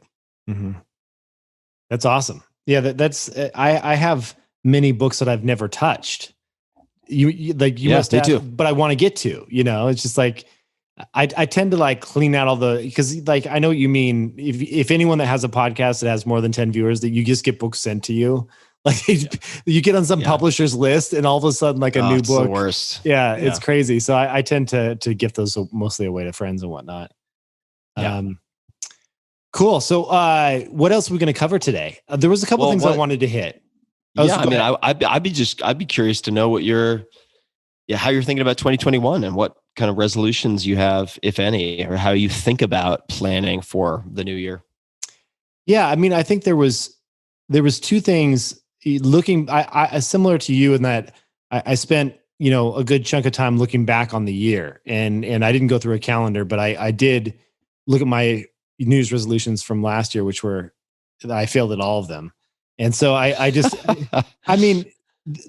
And I look at what I want to do differently this year. And so I've set up some procedures in place. And then there were some wins that I did have mid-year, but they weren't resolutions because I didn't know we were going to be in COVID. And so, I think that COVID, what it did for me is immediately caused me to start drinking more. It was like very easy to finish a bottle of wine with my wife, and where you typically be like, oh, we have some left over from last night. Should we pour a little? It's like, no, we cleared a bottle out, no problem. And then went for a beer or something, it was just like, because we were like, we're going to die. And it's like, if you're going to die, might as well drink. So I was basically just freaking out there for the first couple months. And that kicked off a point to where I got to, and I said, I'm fat.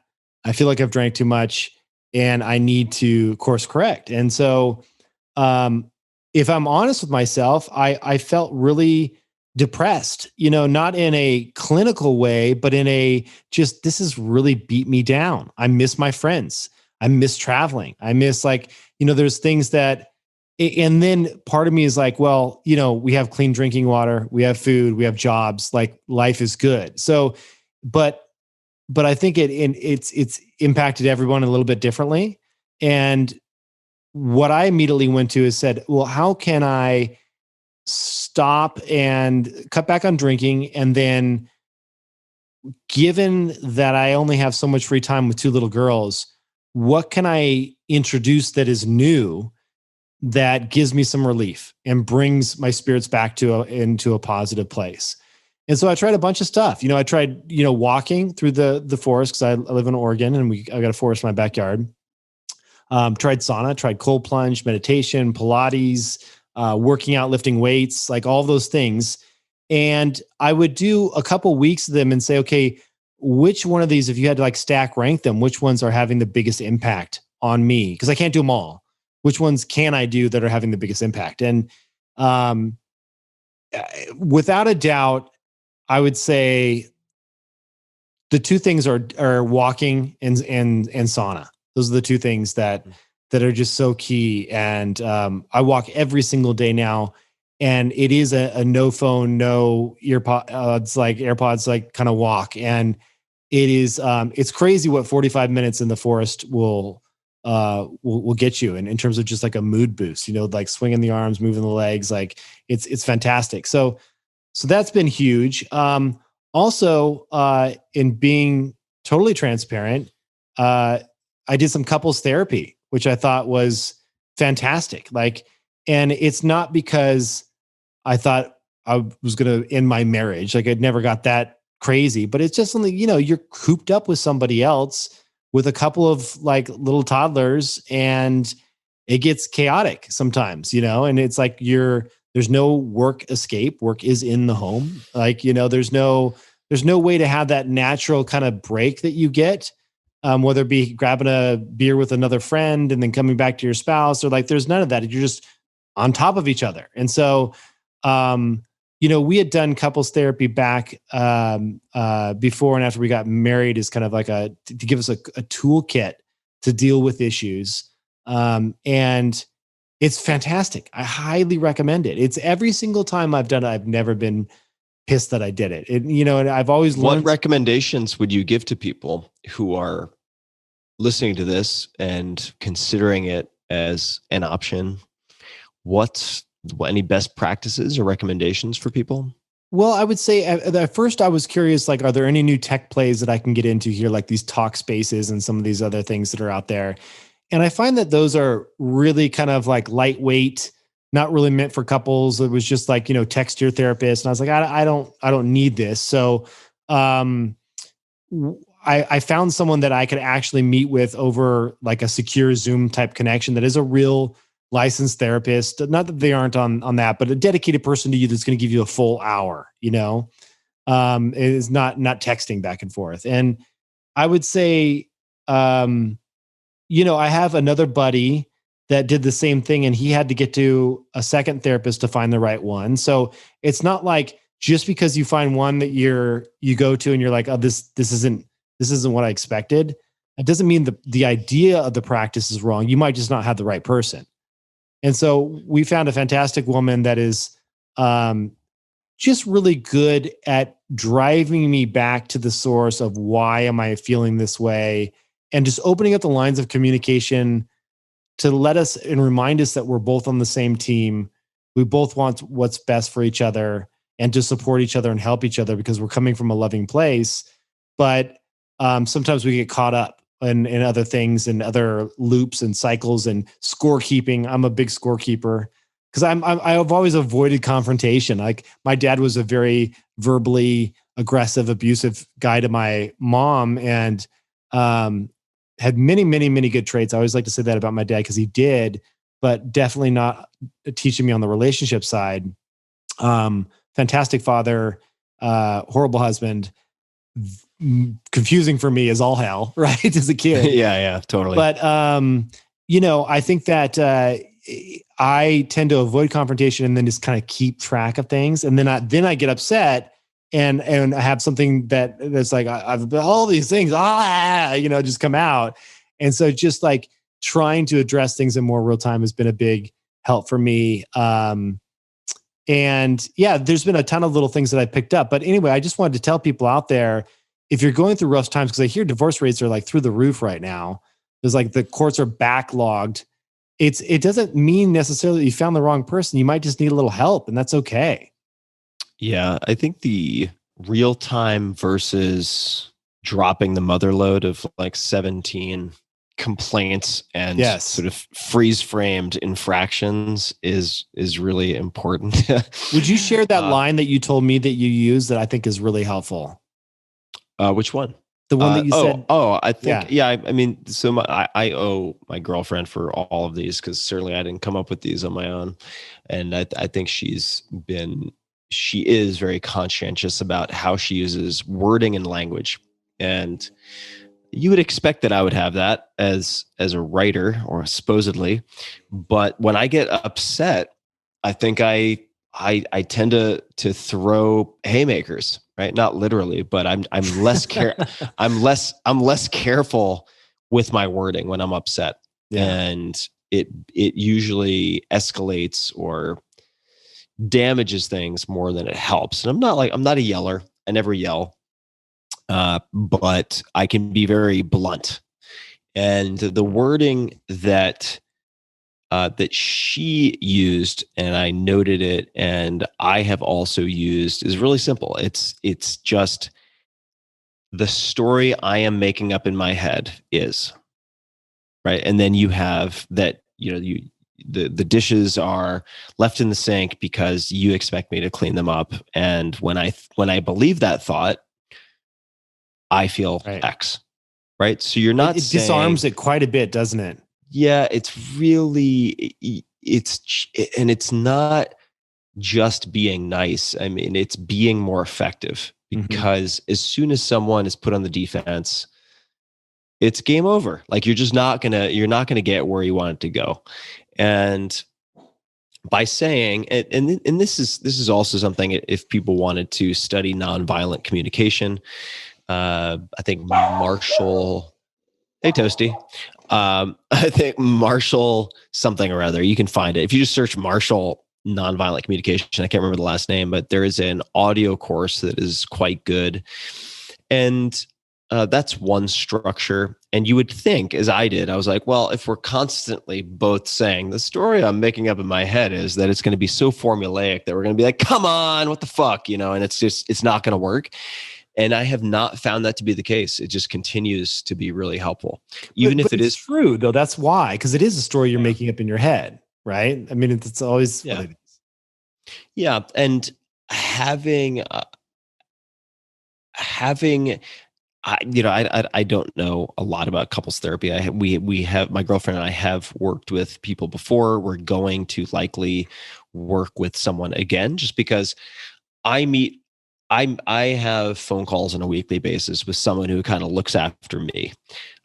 My girlfriend has phone calls at least once or twice a week with people who look after her, but there is no one currently whose sole priority is to be a sort of midwife, even if male, for the relationship, right? Like the cultivator of the relationship, us together. And my feeling is, even if they're not the Jedi master of relationship coaches, just having someone who can create a neutral, safe space where each person can get whatever they need to get off their chest, is a huge service, so that it doesn't bottle up, and then explode into this like 20 exhibit assault on someone, which they just can't easily recover from. They can't easily defend themselves against.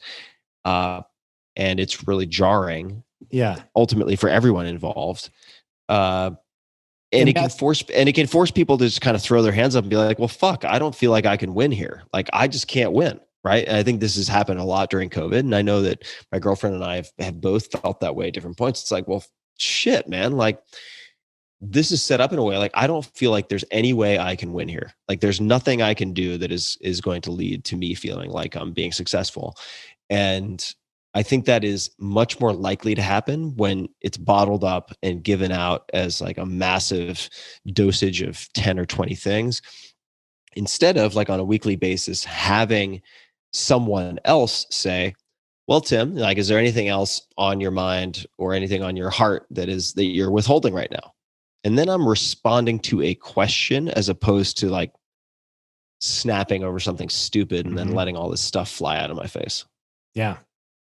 That's great. Yeah. I think that the thing that she's helped me with that I forgot to mention is that really just identify who the cast of characters are in your head and how they react to certain situations. Because we all have triggers. We all have these little rough patches that if you just poke the right way, it's gonna put you in an angry or upset or frightened or scared state. And I certainly have those as well. And so I can come at something defensively or offensively from a place that is one of these cast of characters that is taken over my brain at that moment. And when you can name them, define them, their wants, their needs, their fears, their hopes, you can say, oh, that's so-and-so appearing that has a fear of this. And she's triggering that right now. And so just that, bringing awareness to that, just like, if you can catch yourself a little bit, it just, not that it makes it go away, but you're like, oh, okay, here's who's making an appearance. I know how to de-escalate this person, this type of my personality a little bit better than before. Yeah. And have a rational conversation where you actually have an outcome that is one that is that puts that person away for good, right? Or at least for that time. So yeah, definitely. There's something it's not helpful for everyone. And there are different formats for it. Some of it I've found very clunky. Some of it I've found, depending on the facilitator, quite helpful for couples, and that is imago therapy, IMAGO. People can look it up and very quickly to decide whether it's helpful or not. But it does help you to convey in a non-violent, non-aggressive way some of the parts work that you're referring to. Mm-hmm. That certainly for my girlfriend and I was very impactful. Kevin, if you had to choose a word for 2021 for you, like a theme. Patience. Patience. Yes. Okay. It's something I'm really trying to cultivate. I feel like you're a pretty patient guy. Are you an impatient guy? Well, I mean, I just think about what we have ahead of us in terms of vaccines that who knows when we're going to get them. The crazy scariness of potential mutations of a virus, new incoming administration, all the anxiety and unrest out in the streets. Like there's a lot of things where I'm very anxious. And so I want things to be resolved, and I'm a problem solver. And it's like, I just need to have a little bit more patience, just like slow down and just let things unfold the way they're going to unfold, and stop trying to project my mind into the future, into some crazy scenario, Yeah. That's a big one for me. And the other thing for 2021 is just really asking myself, like for the drinking thing, that I've been really, really good lately. And this is COVID drinking. So it's like, I'm not going crazy, but like it more than I'd like to drink. So my new kind of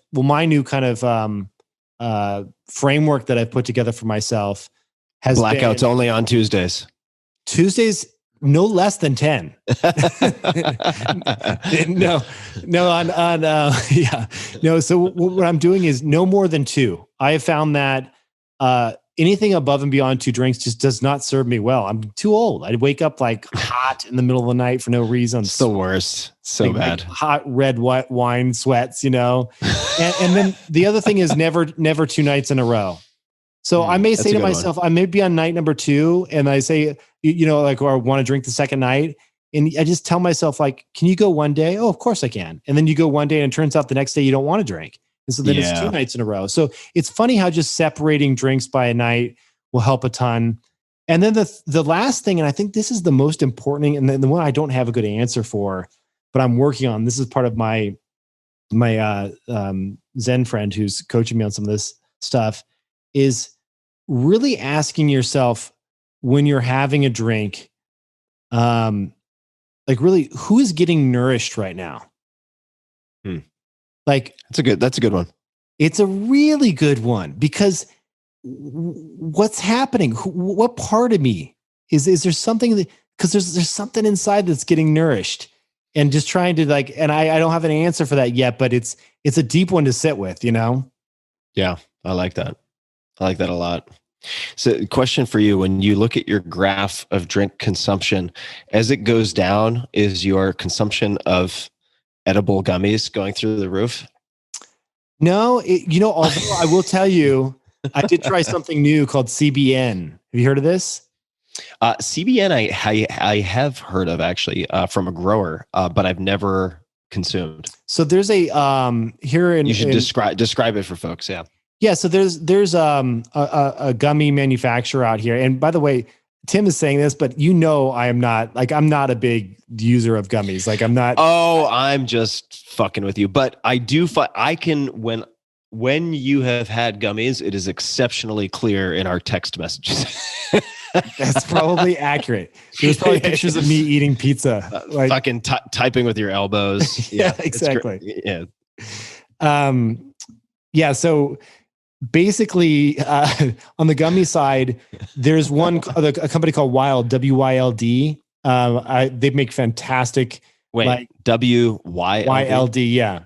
Okay. And so I think they have them all on the West Coast, and they're starting to spread all over the place. But they do a CBN.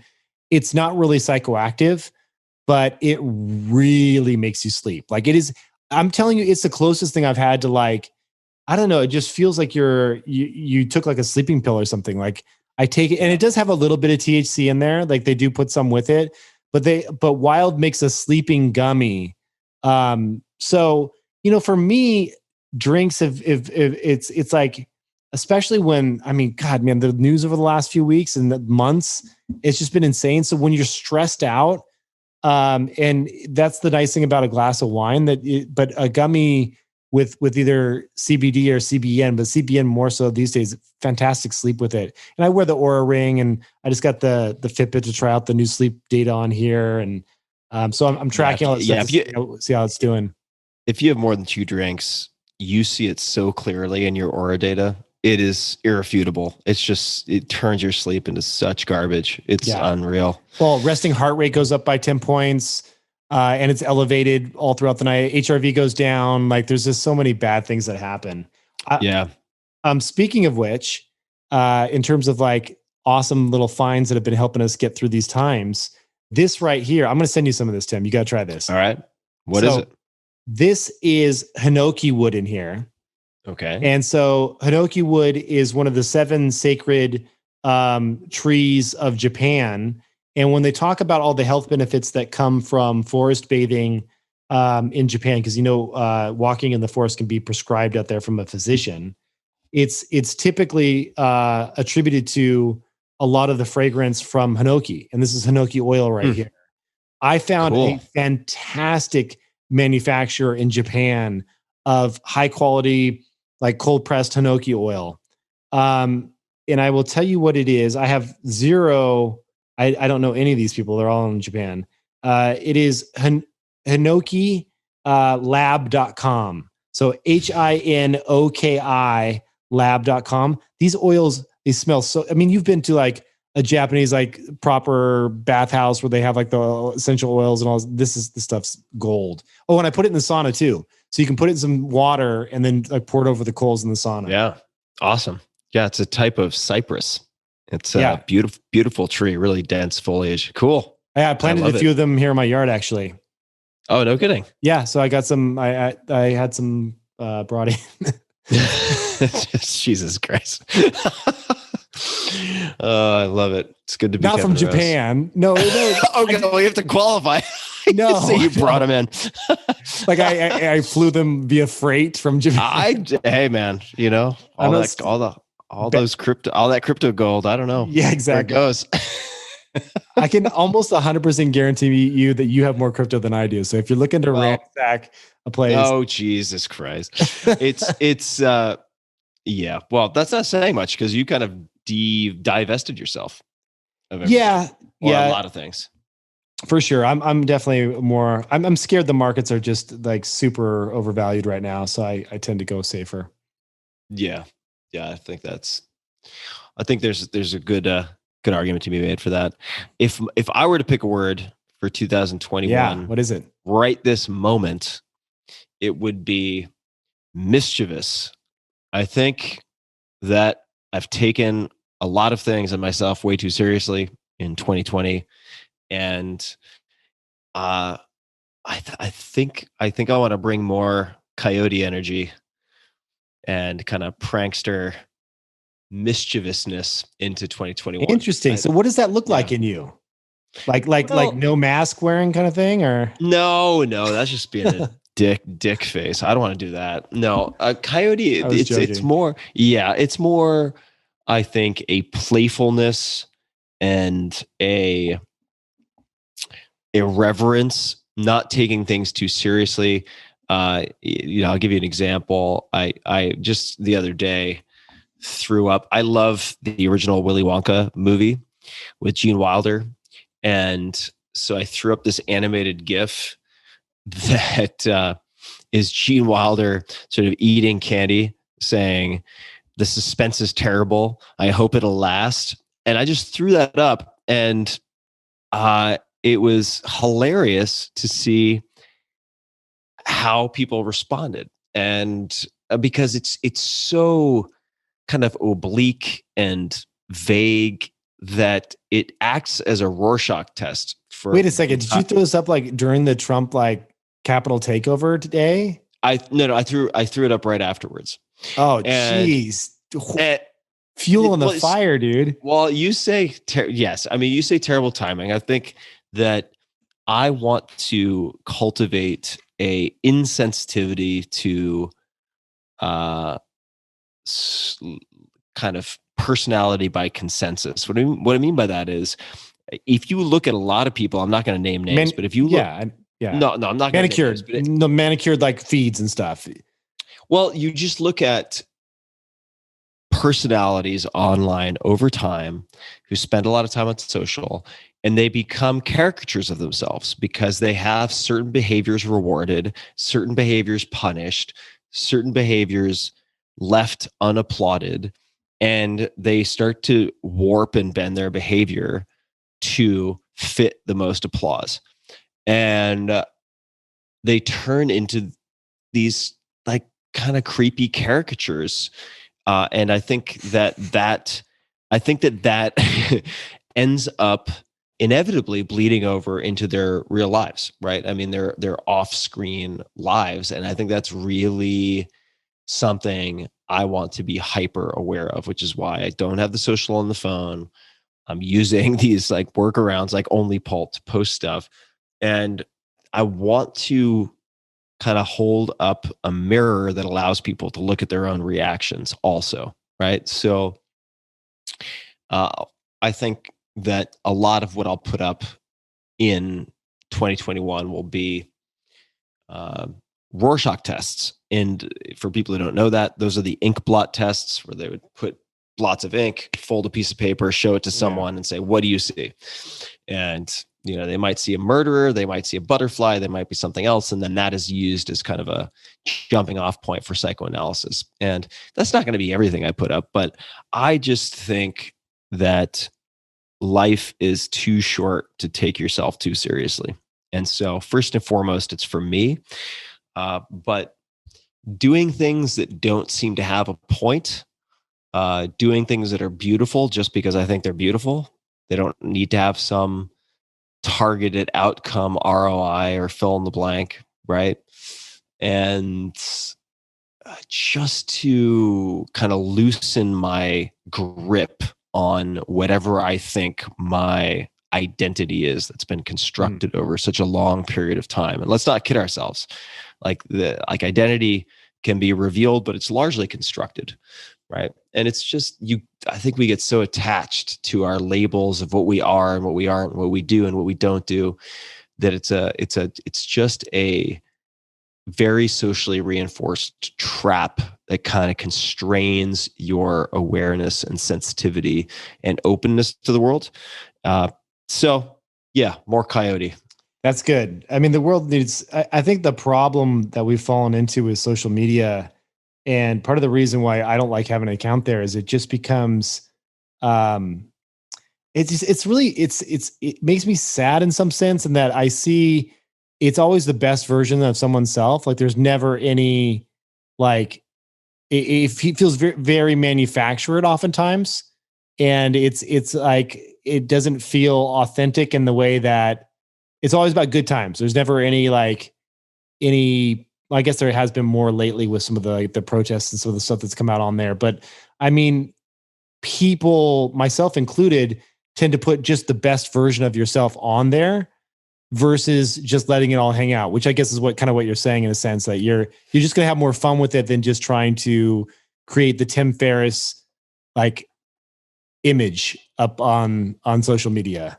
Yeah. And, I don't feel like I've done too much of that. I mean, I very deliberately put out stuff that is true to me, that I think will, could irritate some percentage of my followers, just because I want to have some countervailing force against becoming this dancing sock puppet on the internet.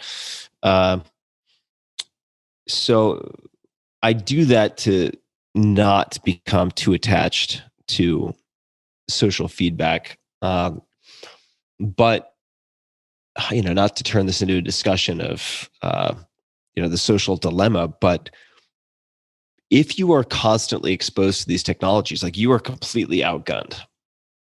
You're completely outgunned by engineers and neuroscientists and research and development teams who have, for all intents and purposes, infinite resources to turn you into a little rat in a Skinner box. I love that. the AI is going to look at your feed and be like, I think Tim would like this. And they're like, oh shit, he posted a yellow pony. What the hell does he like now? Oh, damn it. Like you're really keeping on their toes. Yeah. Well, I want to keep myself guessing too, right? Like Yeah. I don't I want love to that, follow. dude. Yeah, follow less of a script. And You've always been good at that though. You've always been like Yeah. like 1 in every 10 of your Instagram posts, everyone's like, what the hell is he? Why is it a picture of that? Like it's clearly not that manufactured feed, which I've always appreciated.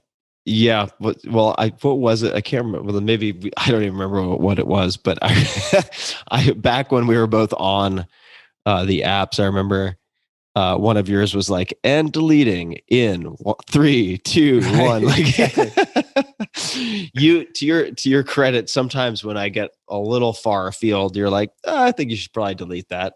And I'll get a text from you, which I appreciate. Well, I can just tell. Well, speaking of, like you said about my gummies, I can tell when you're a little ham too. Every once in a while, one will sneak out there. Yeah, it's true. Yeah, it's true. It's dangerous. Dangerous to drink and post. That's a dangerous habit. Well, it's good to see you, man. It's been too long. Good to see you too. Last little thing. I know we always like to throw a bunch of nuggets out there for people to check out. I want to recommend a documentary since we have still so much time and months ahead of us at home. My Octopus Teacher, I thought was great. Yes. Second that. Cool. Yeah, fantastic. Beautifully shot. Netflix. What else you got? I liked The Last Dance, the Michael Jordan series.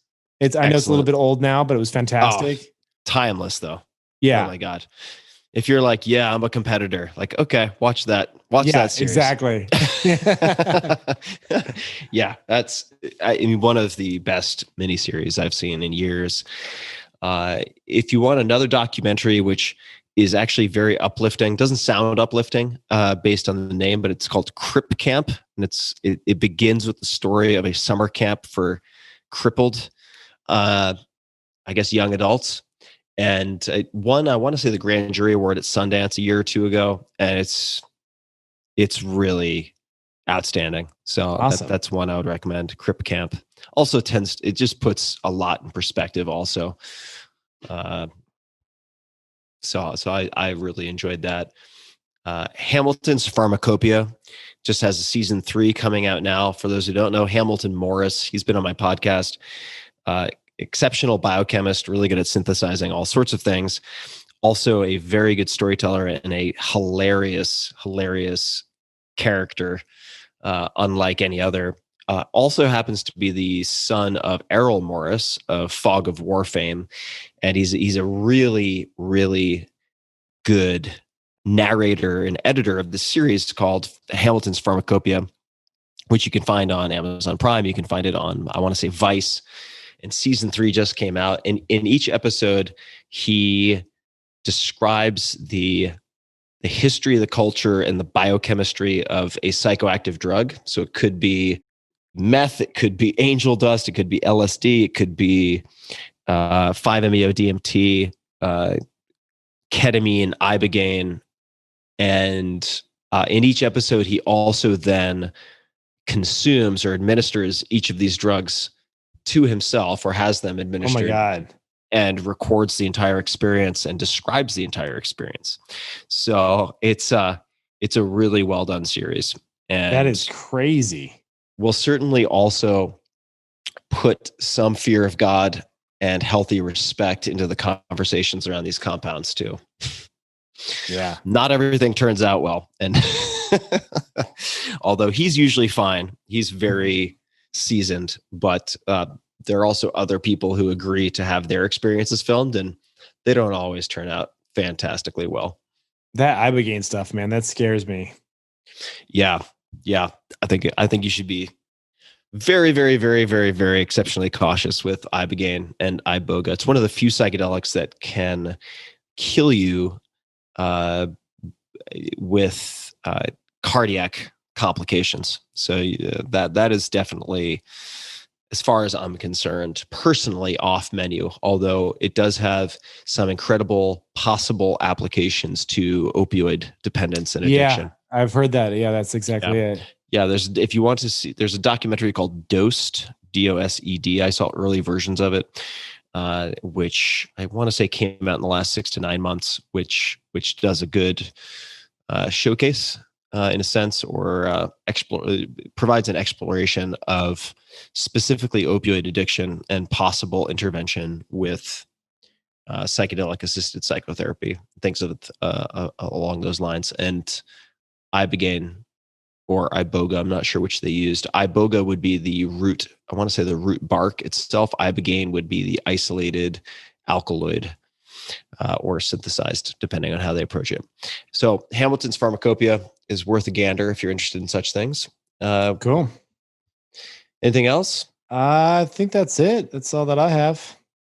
Oh no, I have one more. Have you seen the new jazz movie, the cartoon? Why am I drawing blank? Jazz movie? No, you know what I'm talking about? The cartoon that everyone's talking about. Jazz movie. I have no idea what you're talking about. Hold on. Cut out the extra space on the audio side. Hold on. Oh no, I want it to be as awkward as possible. No. Jazz cartoon Pixar. Soul. Soul, yes. Excellent. Yes, I wholeheartedly recommend people check that out. Yeah. I mean, that's it's really good. It's fantastic. I twisted my friend's arm into signing up for Disney Plus to watch Soul because it's the only place that I believe you can watch it. That's right. And we watched it, and then I ended up watching The Mandalorian, and I was like, if I had the forethought to just use Disney Plus, I absolutely would have invested in Disney when it got smashed post-COVID. Yeah. I mean, talk about the franchises they own. It's just Marvel, Nat Geo, Pixar. I mean, Star Wars. The lineup is just absurd. Yeah, it's crazy. So also a lot of fun. Yeah. Mandalorian, Jon Favreau. Congratulations, everybody involved. Fantastic show. Yeah, that's a great show. And let's see. I'll also mention, if you're looking for a healthy snack, I'll mention a company that I'm involved with just because I love their stuff and have had a chance to spend time with the co-founders, who are husband and wife, Jake and Ku'ulani Muse in Hawaii, who run Maui Nui Venison. Oh, so dude, thank you for the box, by the way. Yeah, you're welcome. You're welcome. Tim sent me a box, and I highly recommend the jerky. It's fantastic. Not the dog jerky. Toaster likes the dog jerky. I almost broke into that because it came with everything else. And I just saw jerky and I almost went for it. And it looks good enough to eat. But the dog treats are Molly's favorite. The human jerky, the bars, and everything are fantastic. And the leg medallions are just incredible. So I haven't eaten that yet, but I'm going to. How's the bone broth, by the way? Because I haven't tried it yet. Bone broth is exceptional. It's extremely high protein. And it's all outstanding. I mean, this is as far as I'm concerned, and as far as I can tell, the most nutrient dense meat you can possibly imagine. It is all wild harvested. Although it's for those people who might be worried about game harvesting on public lands, it's all done on private lands on these large ranches, because axis deer in Hawaii are massively damaging as an invasive species. And they actually not just destroy the vegetation, where it looks so bad that people think it's caused by wildfires. I mean, that amount of destruction. Wow. But that leads to erosion and runoff that also damages the coral reef and the marine life on the Hawaiian Islands. And this is specifically Maui. So the ecological cost is huge. And so they work with USDA inspectors. They hunt at night, at long range with rifles. They only take headshots to make the kill as stress-free as possible for the animals. The entire operation is like something out of special operations. It's unbelievable. It sounds like it. They're like night vision snipers with headshots. They use infrared cameras. Have you hunted them? I have. I didn't. Oh, so you went out there. I did. Yeah, I hunted with bow, also with rifle, but I feel, and I don't hunt often, but I think it is a profoundly profoundly, profoundly impactful way to reconnect with food. Oh, dude, if you kill an animal and if you eat an animal, but you won't kill it, you're way disconnected from nature. You know what I mean? Like I've always told myself I've never killed a cow, but like I do eat cow. So if there was a way that I could do it in a humane fashion at a place that like I would probably have to do it just because I feel like a hypocrite otherwise. Oh, you shouldn't have said that. I'm going to find you a cow. No, I don't want to do it. I don't really want to do it at all, but I'm just saying that like, I don't know. Do you know what I'm talking about? I would feel awkward saying I'm willing to eat you at someone else's hand, but not be willing to do it myself. Yeah. And it's hunting's not for everybody. I was strongly, militantly anti-hunter and hunting up until I worked on the 4-Hour Chef. And I decided for a portion of it that I wanted to do my best to learn to hunt and forage, to consume only those things that I procured myself, and had the opportunity while doing that deep dive to spend time with really hyper intelligent, responsible hunters like Stephen Ranella, who's written books on the American bison. He's written all sorts of incredible books on multiple topics, to see that it, as far as I'm concerned, can be approached in an extremely responsible, extremely eco-aware, and thoughtful, conscientious manner. It really can. So the meat that I have here and the meat that I ate when I was hunting in Hawaii was from what we got that day. Yeah. And I feel very good about that. I mean, that's very good about it. That's the evil side of hunting, obviously, is both on the species that are in low numbers, which obviously is just a massive no-no. And then also for the trophy of it, I really respect the people that have learned how to do the full, nose to tail processing of an animal and to make use of everything they possibly can. It's really quite cool. Yeah. So people interested, check out the video on MauiNuiVenison.com. The video is incredibly well done. It's done with award-winning cinematographer, and it shows the kind of ethos and mission and how they approach all this stuff. It's incredible. So Maui, MAUI, Nui, NUI venison.com, and people can check it out. It is the startup, and Kevin, I've made basically no direct startup investments in the last handful of years, and been helping these guys. It's a very tough business. It's the best product in the world as far as I'm concerned. And I am so enamored of this company and the family and the people behind it and the ethos. It's just like, it checks all the boxes for me. That's awesome. Hope your people check it out. Food investing is hilarious to me, by the way, because like I would say on tech, fantastic track record. Yeah. Then the cricket protein, remember you did those bars? But the funny thing about that is then they went and started a new company. Yeah, that's killing it. Magic Spoon. Killing it. Magic Spoon is killing it. And you unfortunately missed out on that one. I did miss. But it's I'm doing okay with food, man. I'm doing actually really, that's the only two really investments I know you have. So maybe you have a handful. Well, Blue Bottle did fine for both of us. That's right. Blue Bottle did fantastically well. And Hue, the chocolate makers, were just acquired. I think the announcement was last week by Mondelez, and I was an advisor to. I still am an advisor to Hue. So that was also that's awesome. A really fantastic. I'm just giving you shit. I mean, like literally 90% of the deals that we do like go to zero. Then that's totally fine. That's the name of the game on the early stage investing. Yeah, but if I could choose one that I really want to not just survive but thrive, like Maui Nui would be at the very top of the list, just because the sort of benefits to community and ecology, and like the way that they're walking the talk in a beautiful philosophical sense is just. It's rare. It's super, super rare. That's awesome. I will say that with the product that I have tried so far, I haven't tried it all. if you're scared of the idea of venison, you shouldn't be, because it's very damn tasty jerky. Like you would be. It's not gamey at all. It's not gamey at all.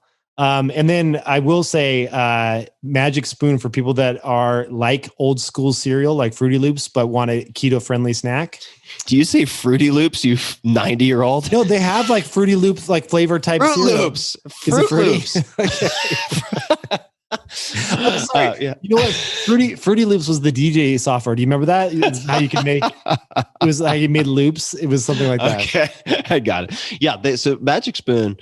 I mean, I have an entire pantry full of their stuff, and I'm really thrilled for the founders. They've done an extremely good job of making a great product. So yeah, if you liked Cocoa Puffs, Fruit Loops, these types of cereals as a kid, you can have cereal that tastes very much the same, that is basically zero carb, super low net carb, with high protein, and enjoy it with your real milk or fake milk of choice. And it's fantastic. My favorite is the chocolate. I really like the chocolate flavor. Yeah, they had one too that was like a cinnamon one that was quite good. Anyway, yeah, good stuff. Cool. Magic Spoon. Coolio, man. Well, you want to tell people where they can find you? Yeah, I mean, eventually this year, I'm going to start up on the Instagram again. That's probably the best place. I'm just at Kevin Rose. You can find me there. And I also have a podcast that I put out one episode about every 3 months. It's not that regular, but I do have really good guests. I just had, you have some great ones. I had Andy Ratcliffe on, most recently, who's, founder of Benchmark, and also Wealthfront, Benchmark Capital being one of the most successful, venture capital firms of all time. And fantastic interview about the importance of a diversification. And, yeah, just like he's a brilliant man. Have you ever had Andy on your show? You know, I have, but I had it via Mike Maple's show, and he did an episode where Andy was featured. And so we published that audio on my podcast. Yeah, smart guy, extremely smart guy. I wish he would write a book, man. He's one of those guys you could just sit down and talk to, and everything that you throw at him, he has a different take on, and most of the time he's right. And you're just like, this needs to be some, like, you know how Ray Dalio put out his principles book? Like, Andy needs his version of that. You know, it's like, so well, one could dream. I tried to talk him into it. He wouldn't do it. He said he doesn't want to do it. Books are a pain in the ass, but he could get a ghostwriter / collaborator, and that person would just interview him like a few hours a day for a week straight, and then they would have all they needed. So there we go. Andy, if you're listening, make it happen. All right, Kev. Well, it's lovely to see you. Yeah, good to see you as well. Let's hang in person this year, man. Let's make it happen. Let's make it work. Long road trip. I'll get in my armored Marauder vehicle and make my way across country to visit you in the forest. Maybe that's the next move. Do some forest bathing together. It just means walking in the forest. Sounds exotic and erotic. I can't wait. I mean, we've done some of that in Japan. That's true. We need to get back to Japan. That would be fun. Oh man. Well, step by step. Let's figure out domestic travel first, and then we can figure out Japan. Fair enough. Yeah. All right. Absolutely. Natsukashi na. Okay, man. Well, to be continued, and much love to you and the family, my man. Same to you, and everyone out there. Please stay safe and healthy, and take care of yourselves. Bye-bye.